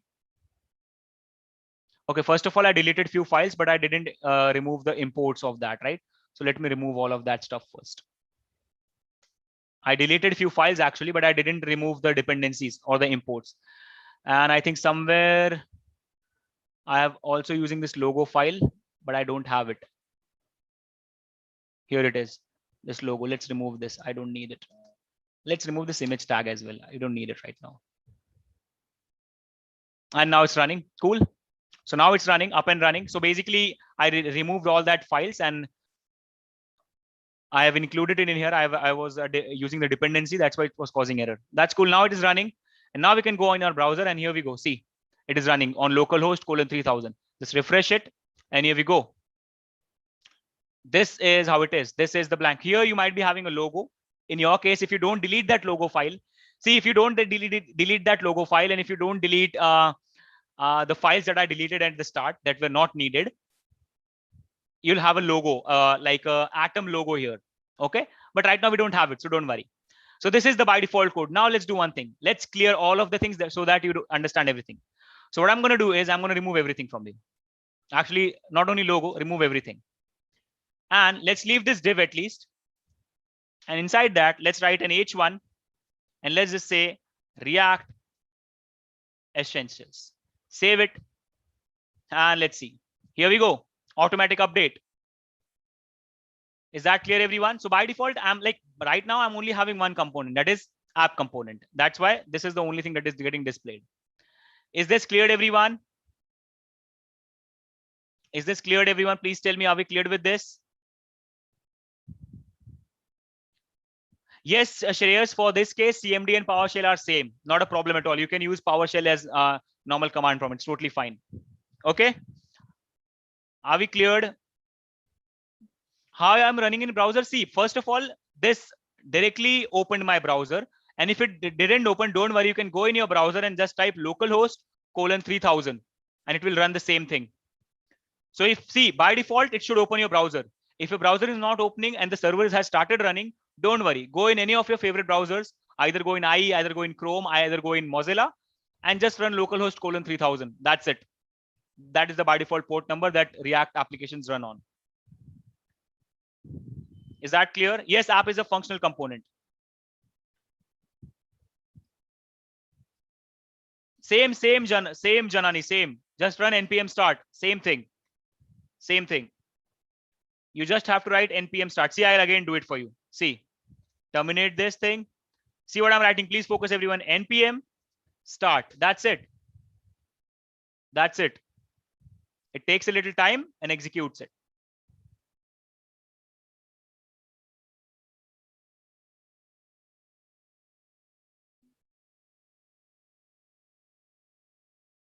Okay, see, so it is, see, once it is on, it will directly open the browser for you. Now I didn't do anything. It directly happened. Okay. And if it didn't happen, don't worry. Don't worry. You can just go in your browser and run localhost :3000. It will work. Yes. See, localhost is for everyone because right now it's a local server. It's not an online server, right? It's right now it's in your PC. So whatever server is in your PC, it is always named localhost only. So you also have to write localhost for everyone. See, if the server is in your PC, that means it's a local server. That means you have to write localhost only. And 3000 is the port number, by default port number. So I think for every one of you, 3000 should work. Is this cleared, everyone? Are we cleared with this? Please tell me, are we cleared with this? Okay, cool.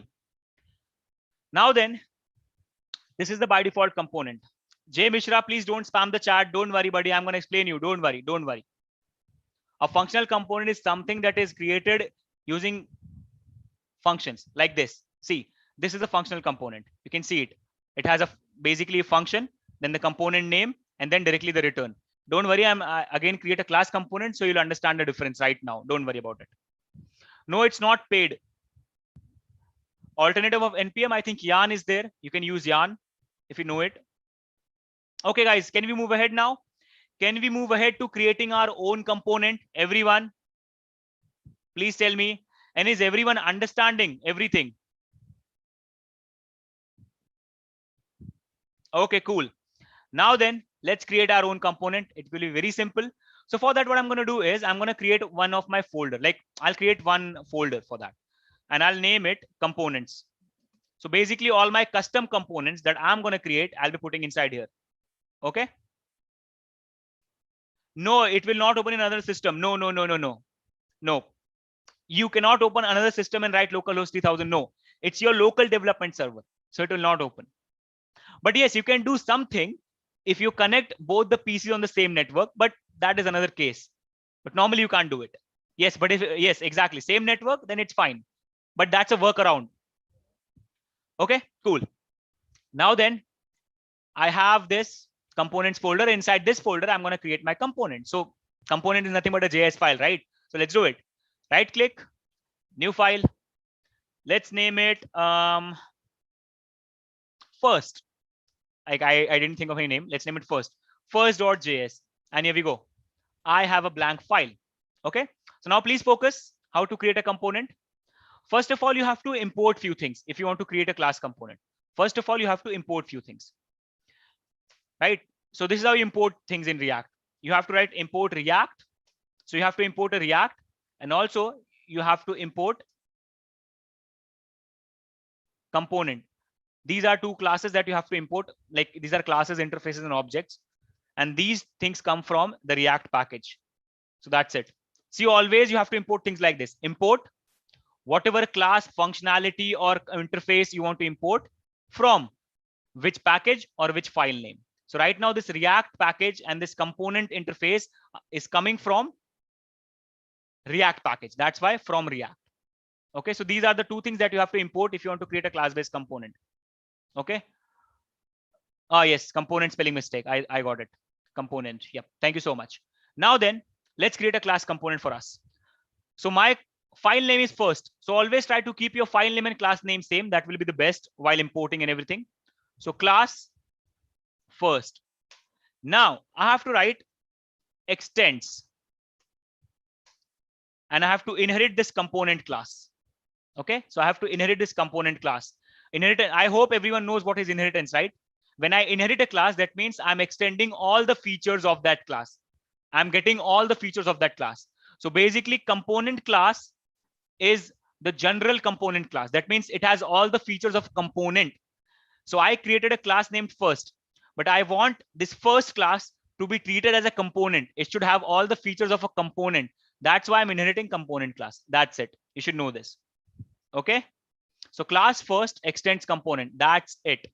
And also you have to export it. So you have to write export default. You have to export it. Why do we have to export it? If you don't export anything, you can't import it anywhere. So if you want to use this component anywhere, you have to import this component, right? So if you want to import anything somewhere, you have to export it, right? Always remember, if I don't export it, I cannot import this component anywhere to use, right? So always export. So I'm writing export default. Okay. That means this is the only thing I'm exporting from this file. This is the only thing I'm exporting from this file. That's it. Is that clear, everyone? What is confusing, Niharika? Tell me. Where are you confused? Where are you confused? Please tell me.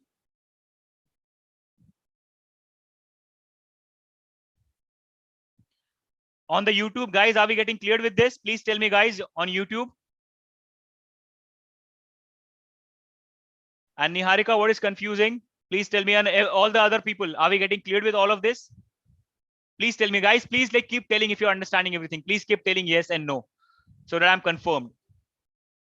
Okay, see, it's so simple. See, if I don't write export, see, in this case, on index.js, I wanted to use app component, right? I wanted to use app component. So I imported the app component. See that? I wanted to use app component. So I imported the app component. But from in the app.js, see, I exported the app component. So if you don't export anything, you can't import that thing anywhere. You cannot use it anywhere, right? So if you want to import something somewhere and use it, you have to export it, right? And this command helps you to export things. You can write export. But if you write export, that means you're trying to export multiple things from this file. But if you write export default, that means you're only going to export this thing from this file. That's it. You're not going to write export anywhere else in this file. That is the meaning of default. If you don't write default, you can export multiple things from the same file. If you write default, that means this is a single thing that will be exported from this file, right? That's it. Okay, are we cleared? Are we cleared, everyone? This is inheritance, guys. If you don't know object-oriented programming, this is inheritance. Basically, component class holds all the information, all the functionalities of a normal component, of a general component. And my class, see, normally first is just a class. It's not a component. So to become a component, first has to inherit the component class so that it gets all the features of the component class. That's it. That's the meaning here. Okay. Is that clear? And see, one more thing. For people asking like why we use this bracket, see, we use this bracket if we are importing something from somewhere where there are multiple exports. If this component class was also exported default, I can write directly component, right? But if there are multiple things exported from a particular file, then I have to use this. So if someone is using export default, I can directly import it. If someone is using only export, I have to write this. Don't worry, I'm going to explain you that. Don't worry. I'll show you. Don't worry. Wait, I'll show you. Okay, fine. Now first, let's see. I'm going to give you real world example. I'm going to explain you how that bracket works. Don't worry. Okay. Yes, exactly. Yes, Geetika, you're right. Okay, guys, please focus now. So as I told you at the start, right, all the React component has a by default function. It should be there. That is what? The render function, right? And inside the render function, you should have a return statement that will return the HTML, now JSX, not HTML. So let's return something like H1, and let's say this is first component, something like this. Okay, so this is the output of this component. This is the output of this component. Is that clear? No, say Sai Teja, we are not going to make it private. Private means something else. It's the access modifier, so that no one can create object for it. In this case, you're not going to use that private, public, protected. You're not going to need them. Okay. Now, guys, see. Now my class has the render function, and inside I have a return statement which is returning a simple JSX of H1. Now, right now, I will not have any output because, as I told you, app component is the only component that is executed. Please focus, guys. Please focus. Please focus. Harshita, render is a function. Return is something that returns the JSX. So render is a function that is called to render the component, right? So render is the function that will be called to render the component. Return is a statement that specifies the amount of JSX you're returning, right? So that's the difference. Render is the function that is called to render your output. Return is whatever you want to return, whatever JSX you want to return. Okay, cool, guys. Please focus now. See, now I wrote this first component. I created my component, but I still don't have output because app component is the only thing getting rendered. As I told you that whatever component you create, at the end, you have to put everything in the app component directly or indirectly. So now what I have to do, I have to put my first component in my app component so that I can see the output. So let's see how to do that. So now for that, first of all, I have to import the first component in my app component. And let's see how to do it. Simple, import the class name that is first. See this thing, this name. Okay, first from which file? Please, guys, please don't try to remotely access my screen. Please don't do that. Okay, that's not good. Okay, so import first, that is the class name. Import first from dot slash inside components folder and inside which file? First file. Okay, that's it. You don't write .js. You don't have to write .js here. You never write extensions of your file. Just write the name of the file. That's it.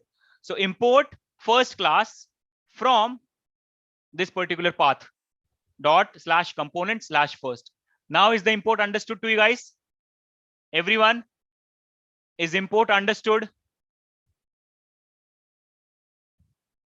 Yes, no, it's not necessary. See, this file name should be capital letter or not. It's not compulsory. It's just the thing that I follow, and you should also follow this because it's a functional. It's a trend that React follows. But you can always keep everything lowercase. It's not a problem at all. It's just a standard, a good thing to follow. Okay, cool.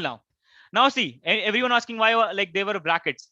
If I don't do export default, that means I can export multiple things from this file now. So now in this case, what I have to do is I have to come here and I have to apply these brackets, because this file is going to export multiple things in future. So I have to apply these brackets now. And if I don't want this, I have to make sure that this file only export this. That's why I have to write default, so that this file is never going to export anything else. And now I can remove these brackets. Is that clear now? It's not compulsory, but it should be like that. Mrudula. Sorry, someone is asking, right? It's not compulsory that the file name and component should be same, but it's a good thing to do. Just like Java, it's a good thing to do. Okay, are we cleared with this, guys? Are we cleared with the curly braces thing? Why do we need? So see, whenever in future you see that curly braces, that means you're importing something from a file that can export multiple things. And if you're importing something where you don't need that curly braces, that means you're importing something from a file where there is only a single export. Okay, everyone, please focus. It's simple. If I don't write default, that means in future, I can also export something else like this, export A from the same file. From the same file, I can export multiple things. Export A, export B, something like this. Something like this. I can do something like this in future. I can export multiple things from a single file, right?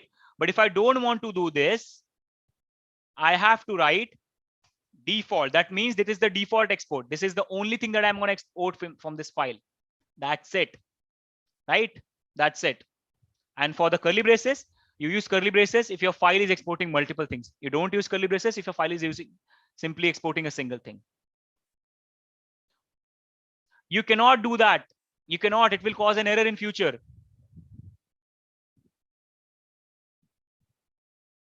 Okay. Is that clear? See, in that case, everyone, this React is not a file. It's a package in which there are a lot of files. And from some file, React is coming, and from some file, component is coming. So don't worry about that. React, in this case, this React is not a file. It's a package. It's a complete package containing multiple files. So maybe from where React is coming, it's a normal export. It's a default export. But from where component is coming, that file may be exporting multiple things. Simple to understand, right? Yes, all will be same in command prompt as well. Guys, are we cleared with this now? And see, this is just a path. This is just a path. It's like import this class from where? From which file? So this is the path, right? ./component/parts. If you have like ever done HTML, CSS, and if you have like what do you call displayed images, audios, and videos in your file, you should know this, right? This is just but a path, nothing but a path. Okay, are we cleared, everyone? Yes, it is case sensitive, right, Shreyas? If you write something in capital, you should use in capital. You cannot use it in lowercase now.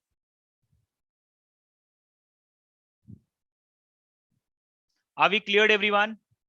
Okay, so we created this, right? Guys, please focus. We created this components folder, and our first component inside that. That's why we have to go components/first. Okay, and you don't have to write first.js. Don't worry. While writing the file names, you just have to write file name. And this thing is here. You import CSS files like this. Import and directly the file name. Because CSS file is not containing any class, right? So that's it. Import and the file name. That's it. It's directly here, right? See app.css. So import the file name. That's it.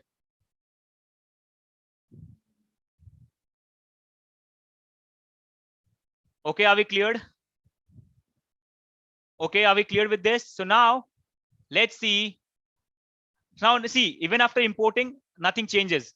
I'm still seeing this output. Now I have to call this component, and to call a component, you have to, create a tag of that component. That means you have to use it as a tag. We use our components as a tag like this. See, here we go. So after React Essentials H1, I also wrote what? The first component. Okay. Guys, don't worry about the brackets. Those are not that important right now. And I think if you watch the video again, you'll understand that. It's very easy. See, I'll explain it once more. Okay.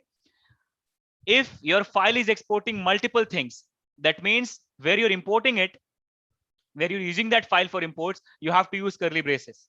And if your file is exporting only a single thing, that means wherever you're importing that, you don't have to use curly braces. That's it. That's it. Okay. See, Sai Teja, we are not linking HTML, CSS here. We are importing things. First of all, we are importing everything, right? We are importing everything. We are not linking anything. Okay. We are importing. Okay. So, and there are no HTML files here. There are only JS and CSS. That's it. Okay, everyone. So basically, whenever you want to call your components, whenever you want to use your components, you use them as a tag. So here we go. See, so I imported the component first. I imported the component and then I used it. And you just write it like a tag. That's it. Now, wherever I have called the component or wherever I have written the tag, at that place, all this HTML will be there. You can think it like this. All the HTML that this component is returning will be pushed at the place where I'm writing my tag. Is that clear? And that's how you're mixing the components. That's how you're what you call mixing, or whatever you call it. You're like doing with the components, right? So let's see. You can. It was by default, Narayan. It was by default. If I want, I can make it class component. See, if you want, you can make this app as a class component, but not a problem at all, because you're not going to use it much. Like, you're not going to use it much. You're gonna use your components a lot. In app, you're gonna come very like less times. So you can leave it like that. But if you want, you can make it as a class component. It's very simple. So now, guys, please focus on the right trick now. Okay. So here we go. I have called my component, and wherever you call your component, that means all the things that are returned by the component file will be rendered at that place. And let's see. See, React Essentials, that is coming from app component, and first component that is coming from the first component. Yes, Prabhu, backend with React is possible, but that is not something we are dealing with right now. But yes, using Next.js, that is something that is possible. Okay. Okay, everyone on Zoom, everyone on YouTube, are we understanding this, guys? Please tell me. Everyone, did we understand this? Have everyone understood? Has like everyone understood this? How we mixed our components? So I created a component separately, and then simply I managed it here. I put it here. That's it. Simple, right? Everyone.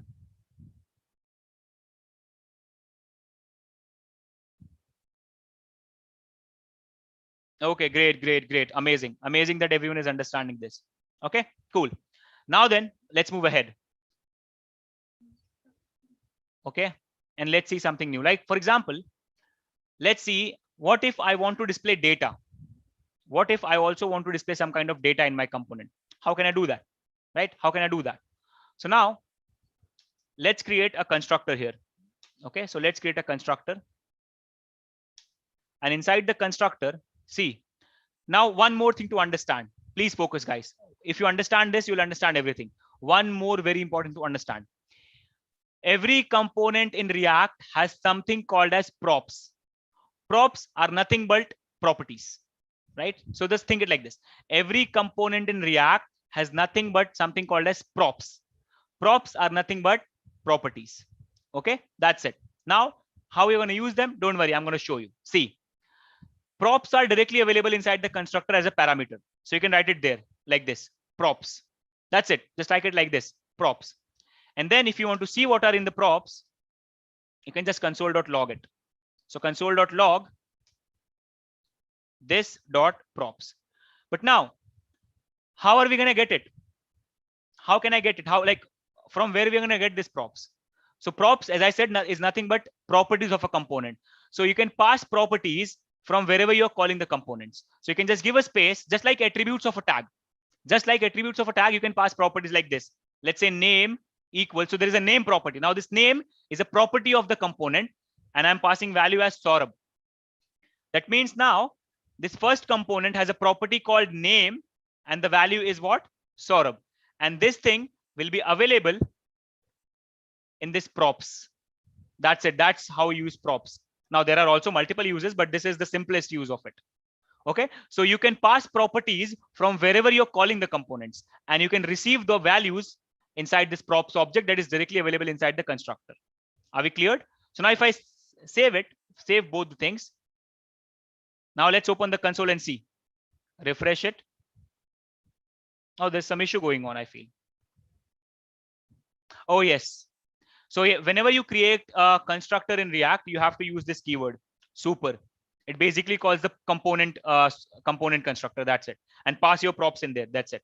This is something I forgot. Okay. So whenever you create a constructor, the super props should be there. Okay. This is basically by using super, you call the parent class constructor. And what is the parent class? Component, right? This component is the parent class. So by using this super, you're just calling the constructor of this parent class and pass the props there. That's it. Just mug it up like it is already there. That's it. Okay. Save it now. And here we go. Now see, right click, open the console. Yes, we can use props anywhere, Harshita. Yes, we can use props anywhere. Let's see the console. See it, we have an object here, and inside that, see, can you see it, guys? We have that property, name and Saurabh. Everyone, are we understanding this? See, in object-oriented programming, we need constructor. We use constructor to initialize things. So that's what we are using it for. Now in React, there are two uses, right? You can also initialize all of your things in the constructor, and props are accessed inside the constructor. Props are like the parameter props is directly available inside the constructor. That's why we should all we use constructors here again. Okay, and also in future we're going to initialize few things here. So that's why constructor are very important. Constructor, I really hope that everyone knows that constructor is a integral part of object-oriented programming. It is used for initializing things, and also it creates the object. Right now in this case you don't have to think about that, but yes, in normal object-oriented programming, constructor is something that constructs the object for you. Okay, cool. Then now see everyone, what if I call the same component again? I can call it, and now I pass different value. Let's say I pass Thor. Save it. Now basically that component will be called twice. See here, first component. That means I'm calling it twice, right? And here we go. See, now I have two objects. In the first one, I received Saurabh, and for the second call, I received Thor. Simple. Refresh it and you will see it again. See, Saurabh and Thor. Is that clear? No, Bashir, I don't think we'll have that much time to go with Redux, but we'll try to complete the React essentials at least. Okay, everyone, are we clear? Are we cleared with this? Don't worry about that proto. That is a JavaScript thing that I can't explain right now because it will take a little time, but that is just a JavaScript thing. Okay, so if you know JavaScript, people knowing JavaScript know what is proto. It's just a prototype thing. That's it. Don't worry about it right now. Okay, how to do routing? Don't worry, Rachel, I'm going to show it tomorrow. How to do routing, how to use lifecycle methods, how to call network. I'm going to show everything tomorrow. Don't worry. Okay, see, this is the code. So now, see, this is how it works. I called the component and I passed the property. I again called the component. I passed the property. Basically, I reused my component. That's why you create a component. You can reuse them. I reused my single component twice. Is that clear, everyone? Tomorrow's time is, I think, same cycle. Tomorrow's time is also same. Okay, is everyone clear? Can we move ahead now, guys? Yes, we can pass two properties. Why not? You can pass it like this, age. Pass age 23, something like this. And here we go. Refresh. See? So for the first component, I only received name prop. For the next component, I received name and age both. Simple. Is that clear, everyone? Okay. What change did recalling the component make? See, right now it didn't make any change, but in future, maybe let's say you're having services, then you might use multiple components, right? Same component multiple times. Right now, see, there will be no effect. Don't worry. Tomorrow you're going to see everything.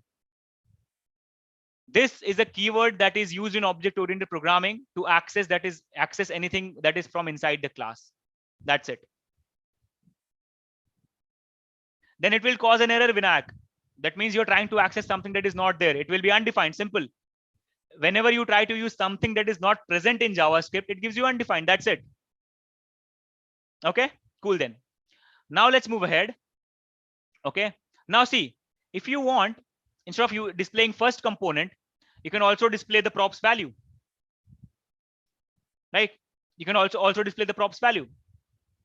First of all, I'll show you how to access the values directly. So you can access like this. This dot props is giving you the object.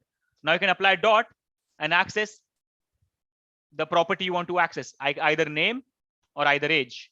So let's say I'm accessing name right now. Save it. And here we go. See, I'm directly getting name now, Saurabh and Thor. I'm not getting object now. I'm directly getting name because I access the name. Simple. Okay. Now, what if I want to show my names here? What can I do for it? Simple. I have to remove this first component from here and I have to put this thing here. But remember, you cannot put any JavaScript thing directly inside your JSX. You cannot put it directly. You always have to use curly braces. Remember this. You always have to use curly braces. Okay. So whenever you want to put any JavaScript variable, any JavaScript thing, whenever you want to mix any JavaScript thing with your JSX, you have to use curly braces. And inside curly braces, you can write your JavaScript things. So here we go, this thing. And now we should have it. Let's see. See now, Saurabh, Thor, same component, two different results. In future, it is going to be big. Don't worry. Okay. Are we cleared, everyone? Are we cleared? No, you don't pass parameter in render, Naran. You don't pass parameter in render. Render is like a function that is called, that is something that we don't call. That is called by the React, right? We don't call it. That is called by React. So you don't call it. Okay. So you can't pass it. Everyone, are we cleared? Okay, cool then. Amazing now. Now then, okay, so now we have understood this props thing. And I think for today, like we are almost about time. But okay, let's see one more concept at least. Let's see, how to call a function, how to like call an event in here. So let's do one thing. Let's create a button. Okay, so let's create a button here. So button, let's say click, something like this. Okay. Why I'm having this problem now? I should not have it.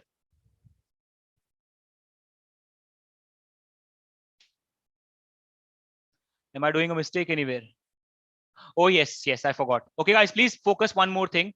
See, whenever you start writing JSX, I forgot that. Yes, whenever you start writing JSX, see, I actually started with H1, right? So I forgot that. So whenever you write JSX, JSX should have a single parent. That means they should be inside a single parent. Now, no, it's not like normally that it should be a div, but yes, mostly it is a div, but it should have a single thing. That means return should return a single element. Now inside that element, you can have multiple things, but it should only return a single element. So I'm going to create a div here. Okay. And open close div. So now div is a single element. And now inside that div, I can write as many elements I want. I forgot that. Instead of that, like H1. Now I can just right click. Okay. Now I'm going to have buttons for both the components. So let's see. Here we go. See, for the first one, I have this click button. For the next one, I also have this click button, right? So I have this. Simple, right? Now then, let's create a function and let's try to call it. Let's see how to call this. Please focus, everyone. Please focus. Please focus. So this is how you create a function. You don't have to write a function keyword here. Don't have to write. You can directly write the function name. So let's say do something, or let's say print name. Okay. And I'll remove this console.log from here. So constructor is empty right now. Leave it like that. And let's say in this print function, is this print name functionality, I put this console.log this dot props dot name. So basically now I have a print name function, which is going to print the property name. Okay. And now I have to call this function on my button.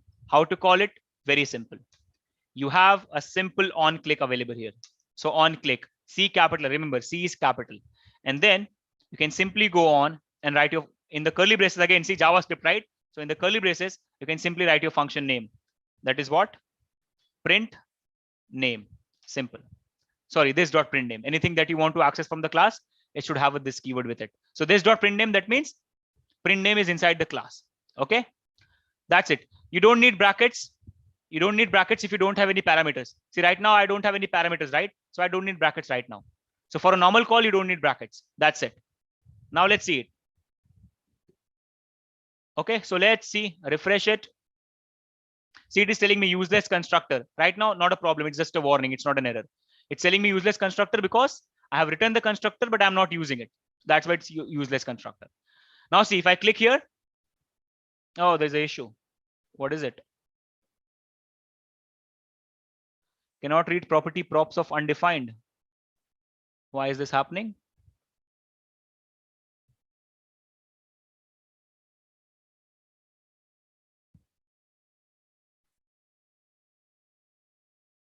Am I making an issue here? What is happening? What is the problem, guys?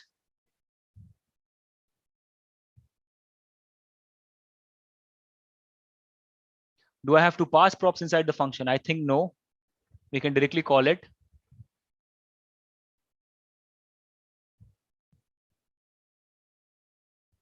No, super is not an issue. Super is simple, right? Super is basically used. It should be used. We cannot leave it. Whenever you're creating a constructor, we have to use super. It is basically calling the parents constructor. I think I have to pass the props. Okay, not a problem. We'll see to it. We'll see this error. Not a problem. We don't waste time now. Let's not waste time now. For example, right now, let's just say button clicked. Yes, I have to pass at least this thing. Yes. For now, let's solve it. Let's solve it. Not a problem. I will make that understand. Don't worry. I'm going to show you how to solve that error. Don't worry. First of all, let's see if this is working at least. Okay. Don't worry. I'm going to solve it for you. See, click. Here we go. Button click. So this is how you call a function. See again, button clicked. Okay. So have you like? Don't worry. Props is no. It's not in scope. It's not in the scope of the constructor. Props is available everywhere. See, when I'm using it inside the render function, right? I'm using it inside the render function. You can see it. Vinayak. If it was only available inside the constructor, I would have unable to like it. It will be unavailable here, right? But it is available here. That means it is available. It is available everywhere. The problem is, I think inside the function you have to pass the context directly. The context does not the context does not go directly. Or let's see. We'll solve it. Not a problem. Not a problem. Are we cleared? No, right now we don't need use state. We are not managing states right now. Jay Mishra, we are not managing state right now. Don't worry. Are we cleared with function calling at least? Don't worry. I'm going to show you how to do that. Don't worry, guys. Don't worry. Okay. Now then, let's call this function in another way. Okay. So there is one more way of calling this function like this. You can create an arrow function inside, and then you can again call the function this dot print name. And now let's see if we're able to access that. This dot props dot name. So basically I did the same thing again, but now the function calling is different. Now basically on click, internally I created one more function, an arrow function, and then I'm calling the function inside that. Okay. So let's see now. So this is one more way of calling it.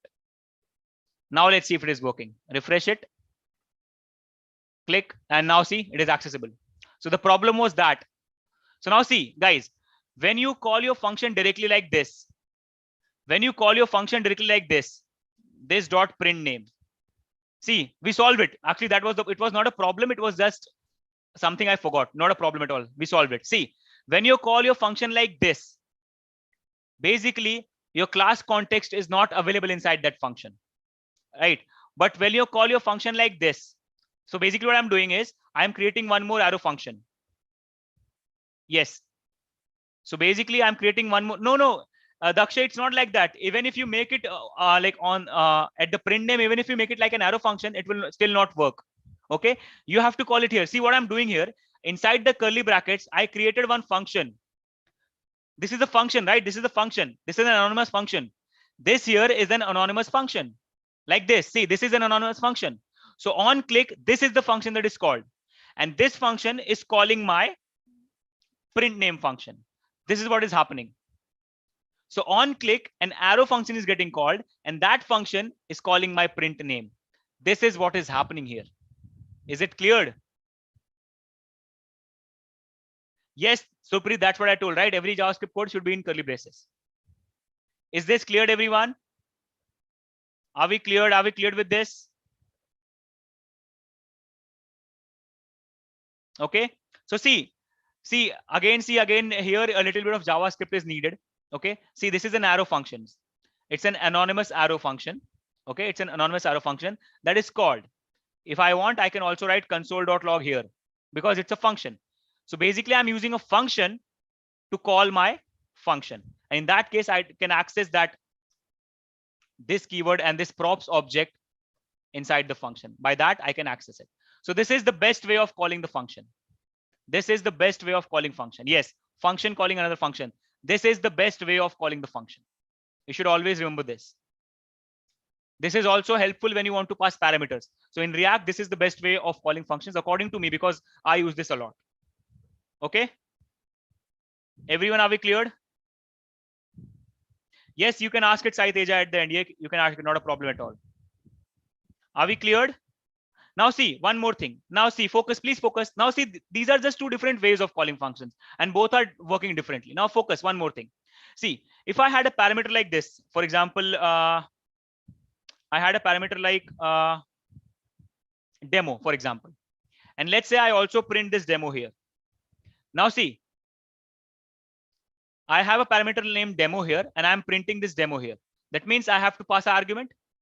See, I can simply go and pass anything like hello and it will be printed. See, if I refresh, click, see, that demo parameter is also getting printed, right?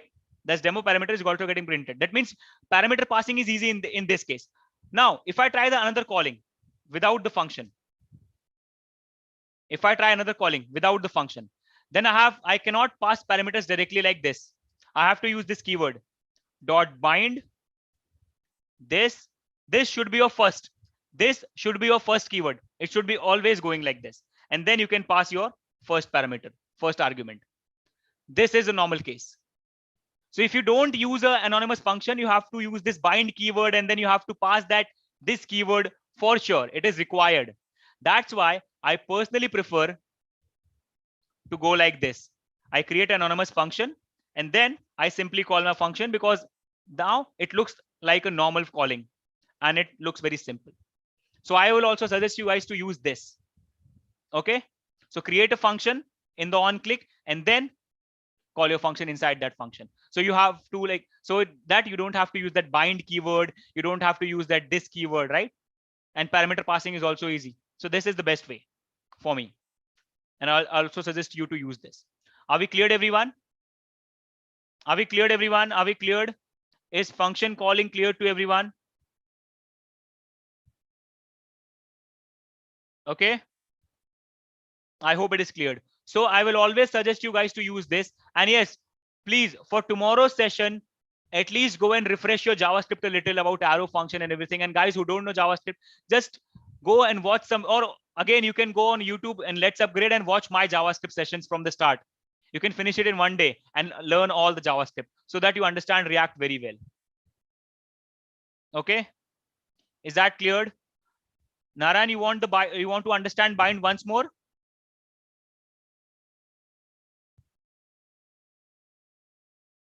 See, simple. If I don't use this anonymous arrow function, simple, see, if I don't use this anonymous arrow function, then the function calling will be like this. If I'm directly calling my function, then to pass parameters, I cannot use my brackets directly. I cannot use my brackets directly if I'm not using an arrow function, if I'm not using an anonymous function. I have to write dot bind if I want to pass parameters. And the first argument of dot bind is this. It should be there. It's fixed. And the second parameter, so second argument will be your data that you want to pass, hello or whatever you want, right? So you have to use this. Okay. Are we cleared with this, guys? Are we cleared? Yes, we can. Why not? So first, let's improve this here calling. Let's make this calling back. Why not? We can make the above function arrow function. Why not? We just have to simply come here. Okay, put an equals to here and put an arrow here. Simple. Convert it to arrow function. Why not? Simple, right? Convert it to arrow function. That's it, done.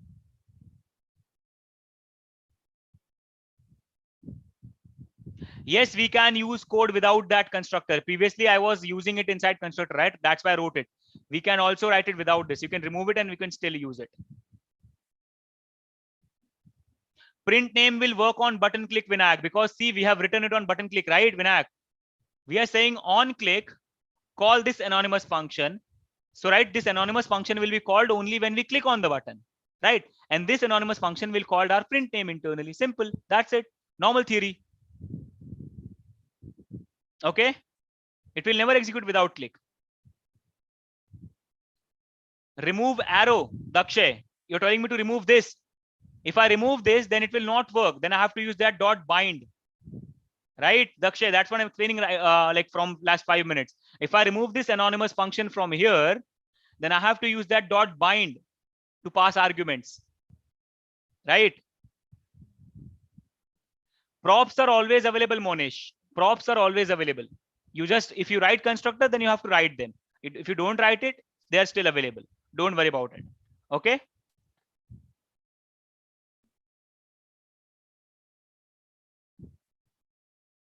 Is this cleared? I concatenated using comma. This is normal console.log feature. Jay, who was asking? Jay, yes. Comma, console.log works with multiple values. You can pass comma and values. Normal.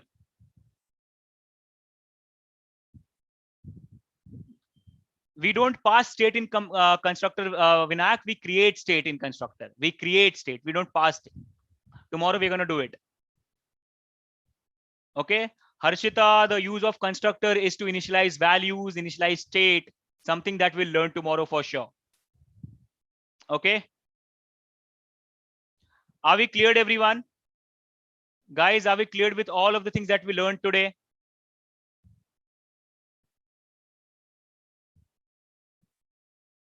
Now, guys, you can start your doubts. Come on, start your doubts. Now we have like 10 to 20, 15 minutes left. You can start your doubts. Tomorrow session is very important because tomorrow we're going to learn about states, re-rendering, and we'll also call a web service and get data from it. And we'll also create our simple project that we have.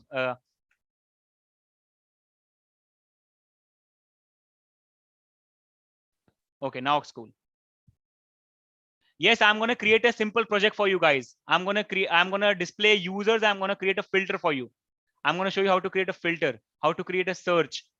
But first we have to understand all the things, right? Because in 2 days, we cannot complete React as well as project. So first priority is to understand React. Second, we'll create a simple project so that you understand it, how to use it. Don't worry.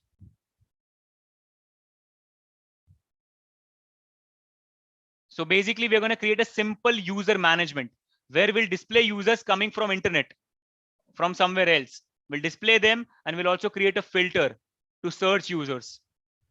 Okay.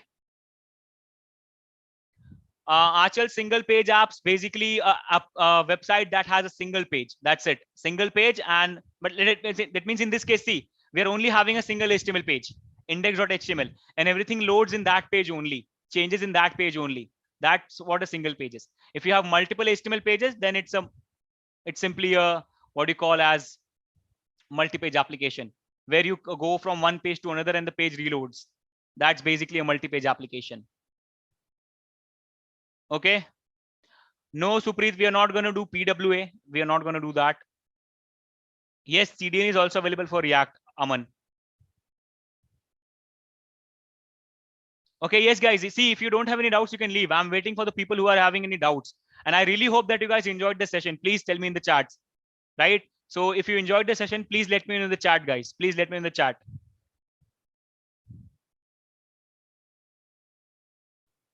There will be no assignment, guys. There will be no assignment. Tomorrow we have to cover a lot of things. And I really hope that you understood everything. And yes, my name is Saurabh Gupta. Yes.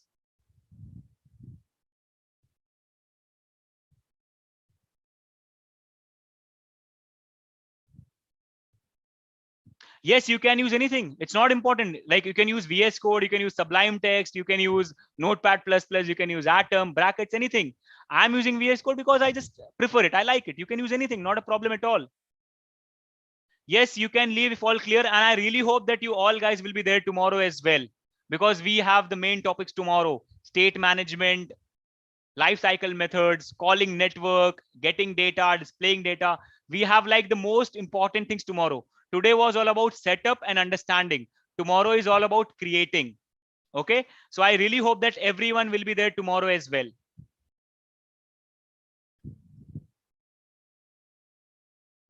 Not a problem, Dipanvita. You can again watch the YouTube session. It's also available on YouTube. Don't worry.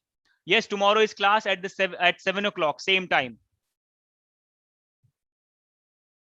Naran is asking how many projects I have created in React. Okay. Yes, I have created a lot. I have like regularly work with React, React Native, and Angular. So yes, I regularly work with React websites. I have created maybe 5 or 6 maybe. And I also created projects in Angular, and with React Native, I have also created apps. So yes, I like regularly work with all of them.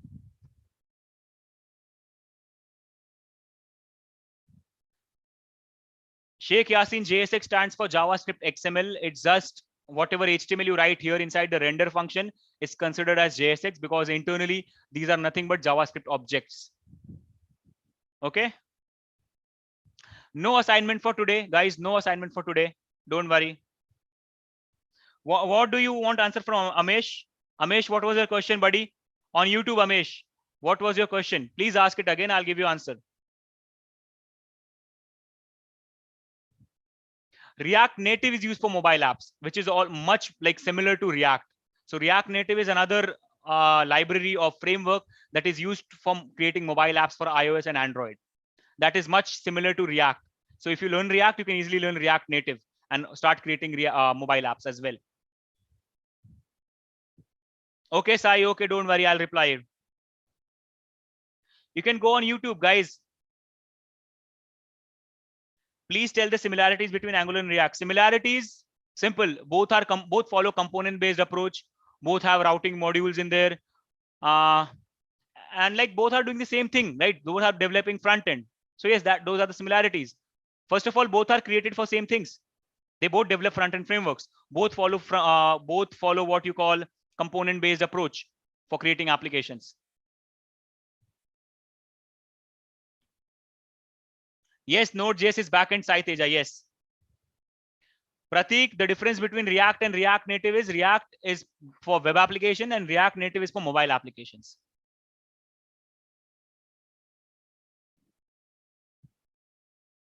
Nope, Suprit, here we don't create components using what you call command prompt, but yes, there is a shortcut by which you can create components that I'll show you tomorrow. Yes, app.js is the main file. It does not load components in the browser. It loads all the components together. It makes all the components together, and then it is all shifted to index.html that loads in the browser. Yes, you can access those JSX elements directly in CSS, because you can treat them like HTML. You can treat them like HTML. That's why it is easy, right? You can treat them like HTML. Different between front end and back end. The things that you see on a website, all the functionalities that you see on the front end is front end. Whatever is happening in the back end, for example, you submit a form that data goes to database. That operations of saving into database, getting data from database, all of that is back end, right? The business logic. But whatever you see on the front end, the basic functionalities like pop-up and animations, all of that are front end. Yes, Achal, we have planned for Angular Essentials, and in future, maybe in this month only, at some point of time, we'll be having an Angular Essential. I think in the next or next weekend, we are having a Vue.js Essentials. So if you want to learn Vue.js, you can also be there as well.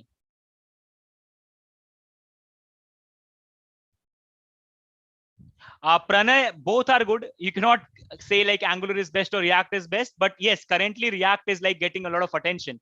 So yes, and React is quite flexible. So yes, I hope you understand that. Yes, we also have a plan for backend essentials like for Node.js. Don't worry. We have plan for everything, guys. Don't worry. Just subscribe to Let's Upgrade, and also please go and create an account on the Let's Upgrade in community. You'll be like register yourself, and you'll be like getting emails regularly related to the essential session, related to the advanced session, full stack sessions, and whatever we are doing. You'll be updated always. So please go on community and register yourself. Let's upgrade.in, please.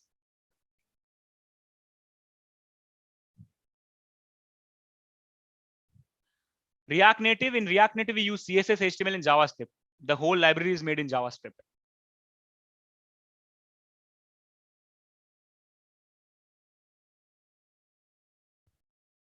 Jay, there is a lot of ways. There are a lot of ways. Don't worry. I'm going to explain it tomorrow, how to display strings on HTML on the web page. Don't worry.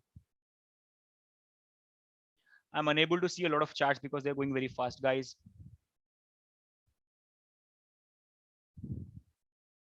Keep your please post your doubts. I'm listening everything, guys.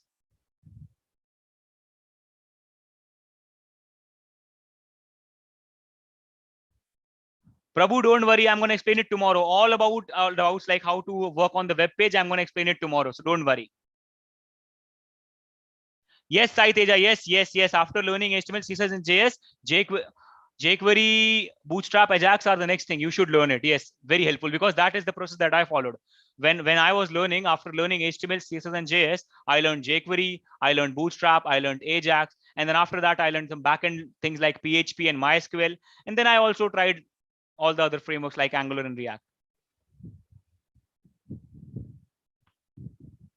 Yes, Suprit, maybe next weekend or next to next weekend, we are having Vue.js Essentials. So you'll be updated. If you have registered on the Let's Upgrade community, you'll be getting emails for the essentials. Don't worry.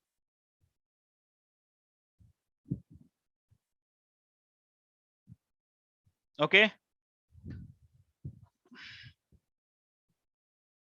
How to stop the terminal? Just press Control C.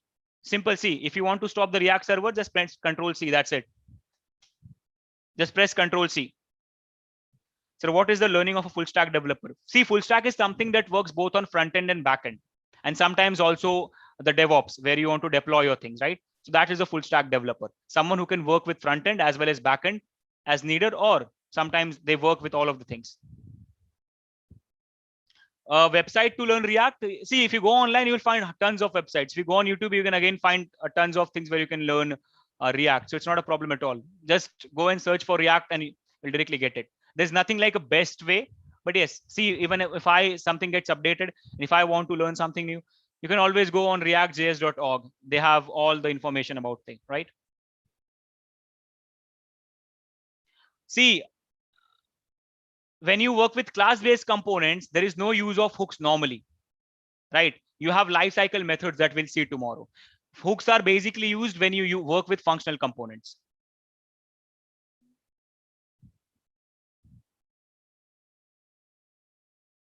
No, it's not like that Bootstrap is not good for React. Yes, or not like that. You also have good Bootstrap libraries that you can install in your React and work with it. Tomorrow, I'm going to connect Bootstrap with my React. So it's not at all like that it's bad for React. Types of framework, a lot of frameworks are there in the world. Like if I talk about front-end framework, you have Vue.js, you have Angular, you have then what do you call React, and in backend frameworks, you have what do you call Laravel. That's a PHP framework. You have Coordinator, again, it's a PHP framework. You have Spring, that's a Java framework. I personally prefer websites, and I don't read books. So I personally prefer websites. I read a lot of documentations. Like documentations are one of the best ways to learn. And see, to start with, always try to watch videos, right? Because when you start reading documentation, sometimes according to that language is tough to understand at start. So always, like if you're a very beginner, start with learning from videos. Once you start understanding things, you can go for documentations. Like for me, documentations are the best thing. I can find everything there. Roadmap for full stack web developers: start with designing, start with the basics like HTML, CSS, then go for JS, learn front-end development using JS. Then after understanding JS, try to learn Ajax, jQuery if possible, otherwise no need, but at least try to learn Ajax. Then learn some front-end framework like React or Angular, anything will do. Then this is the complete front-end. Then you can shift to Node.js or PHP, depending on what you want to learn. So learn either PHP or Node.js. Node.js will be helpful because you already know JavaScript from front end. So again, you'll be learning JavaScript. So it will be easier for you to understand, right? So start with Node.js, learn MongoDB or MySQL as your database. That's it, done. A full stack path. Yes, you can also use Python for backend, not a problem at all. Yes, Ajax and Bootstrap are used in front end. Yes, Sai. See, when you ask MERN is better or mean, that means you're basically asking React or Angular, because that MEN is same, right? MEN is same. So if you remove that common thing, again, you're asking React or Angular. So again, I'm saying both are good. Like both are good. It totally depends on which way of styling you like to work with. If you like to work with frameworks which restrict you, but at the same time give you like everything, then you can go for Angular. And if you want something like very free, you want to remove something, you want to put something, you want to add something, go for React. Yes, we are also going to have backend development sessions in near future. So stay tuned for that as well. SVG stands for, I think it stands for scalable vector graphics. Okay, so that's just like a higher format of an image, that how much you can scale this like 1,000 times, but it will never break because it's not an image, it's a code that is generating an image. So it's scalable vector graphics. Ajax stands for asynchronous JavaScript and XML that is used to call network, to get data from network without refreshing the page. So Ajax helps you in partial refreshment of your page and also gets data from network to you.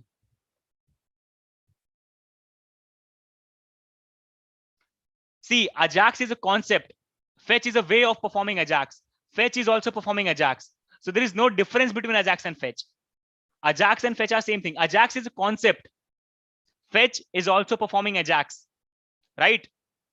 Achal, Fetch is also performing Ajax. Ajax is a concept, asynchronous JavaScript. Fetch is also performing asynchronous JavaScript. So Fetch is actually performing Ajax. Is that clear? So there is no comparison between Ajax and Fetch. Fetch is performing Ajax. Ajax is a concept. Share the documentation websites which you refer. Yes, I'll share it soon. Not a problem at all. I'll share it soon. I think Drupal is like WordPress. I have never used Drupal. I have never used this WordPress and Drupal, so I don't know a lot about them. But I know that Drupal is a CMS, right? It is used to create websites. What is the difference between UI and UX? UI is user interface, something that you can see, something that you're seeing. UX is how usable is that UI, how easy, how performative is that UI. That is user experience, UX. So UI is you can whatever you can see. Whether it is good or bad doesn't matter. UX is how useful that UI is. That is UX. How easily usable, how easily performative, how easily understandable that UI is. It's free. MongoDB is free. For practice purposes, it's totally free. So you can download it from mongodb.com and start using it. Not a problem at all.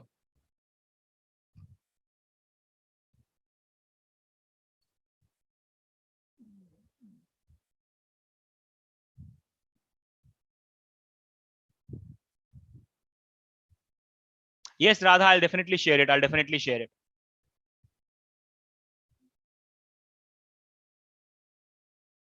Yes, Mohammed, let's see.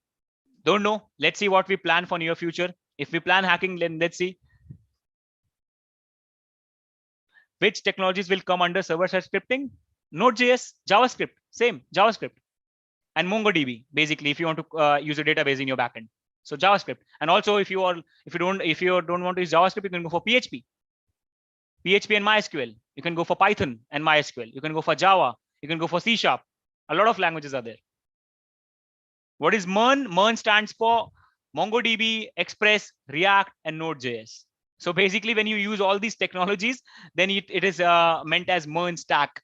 That you're using a MERN stack. You're a MERN stack developer if you create websites using MongoDB, Express, React, and Node. And before you start asking what is Express, Express is nothing but it's a package in Node.js. Yes, we can say that, Shreyas. Yes, React is future-proof till next 10 to 15 years. Right now, it's looking very good. Yes, you should learn MongoDB. Why not? Because the MySQL is a relational database. MongoDB is a document-based database. So both are different. If you have both things in your hand, then it's amazing. Why you use key when you display list of elements? See, when you create virtual DOM, see when the virtual DOM is created, Balesibu, when the virtual DOM is created, at that time, virtual DOM needs to identify all the, see, when you loop your elements, you may generate 10 elements, 15 elements, right? So that your virtual DOM can easily compare which element got changed. So for that, each element should have a unique key. That's why you always give a key to your elements when they are in list. Is that clear, Balasebu? So that React can like identify from a list which element was changed. So basically, it also identifies from a loop that which element was changed. Firebase is very big, Pranay. Firebase is like very, very big thing, right? It's like a completely a development solution. It provides you with database in terms of Firestore. It provides you with hosting solutions. So it's like a complete development environment. It gives you a lot of things. Don't worry about the key thing, guys. Don't worry. There was a question on YouTube. I just answered. Don't worry about the key thing. Tomorrow I'm going to explain that key thing to you, because tomorrow we're going to use and learn the loops. So don't worry. Yes, MongoDB is NoSQL. Dino is very good. It's almost like Node.js, Suprit. So it's good. So if you know Node.js, you can shift to Dino. Not a problem at all. Actually, you can see that Dino is actually, if you reverse or like combine it, again becomes Node. So Dino is coming from Node itself. So if you know Node, you can learn Dino.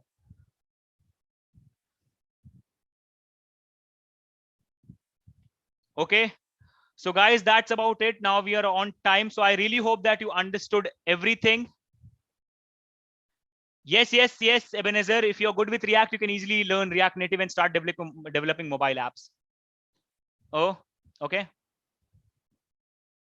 WordPress is not a front-end technology. WordPress is a complete CMS to create websites, back-end and front-end both. So it's a CMS. It's not a coding platform. You just go there, select themes, drag and drop things. Sometimes you also go inside code and code a few things. It's a CMS. It's a content management system. Okay. Okay, guys. So I really hope that you enjoyed this session. I really hope that you enjoyed everything. And I hope to see you all tomorrow as well. Please be available tomorrow as well, because tomorrow we're going to learn a lot of things. Okay. So bye-bye from me and bye-bye from everyone. So have a good day, have a good night, and I'll see you tomorrow at 7. Be prepared. I am really excited, and I want all that excitement from you as well. Okay. So see you tomorrow at 7. Bye-bye. Thank you so much, sir, for giving us such an amazing lecture. Guys, I hope you have enjoyed today's session. And tomorrow also the timings will be same. That is from 7 to 9:30. I hope you join us tomorrow. So yes, that's all for today. Thank you for learning from Let's Upgrade. Bye-bye.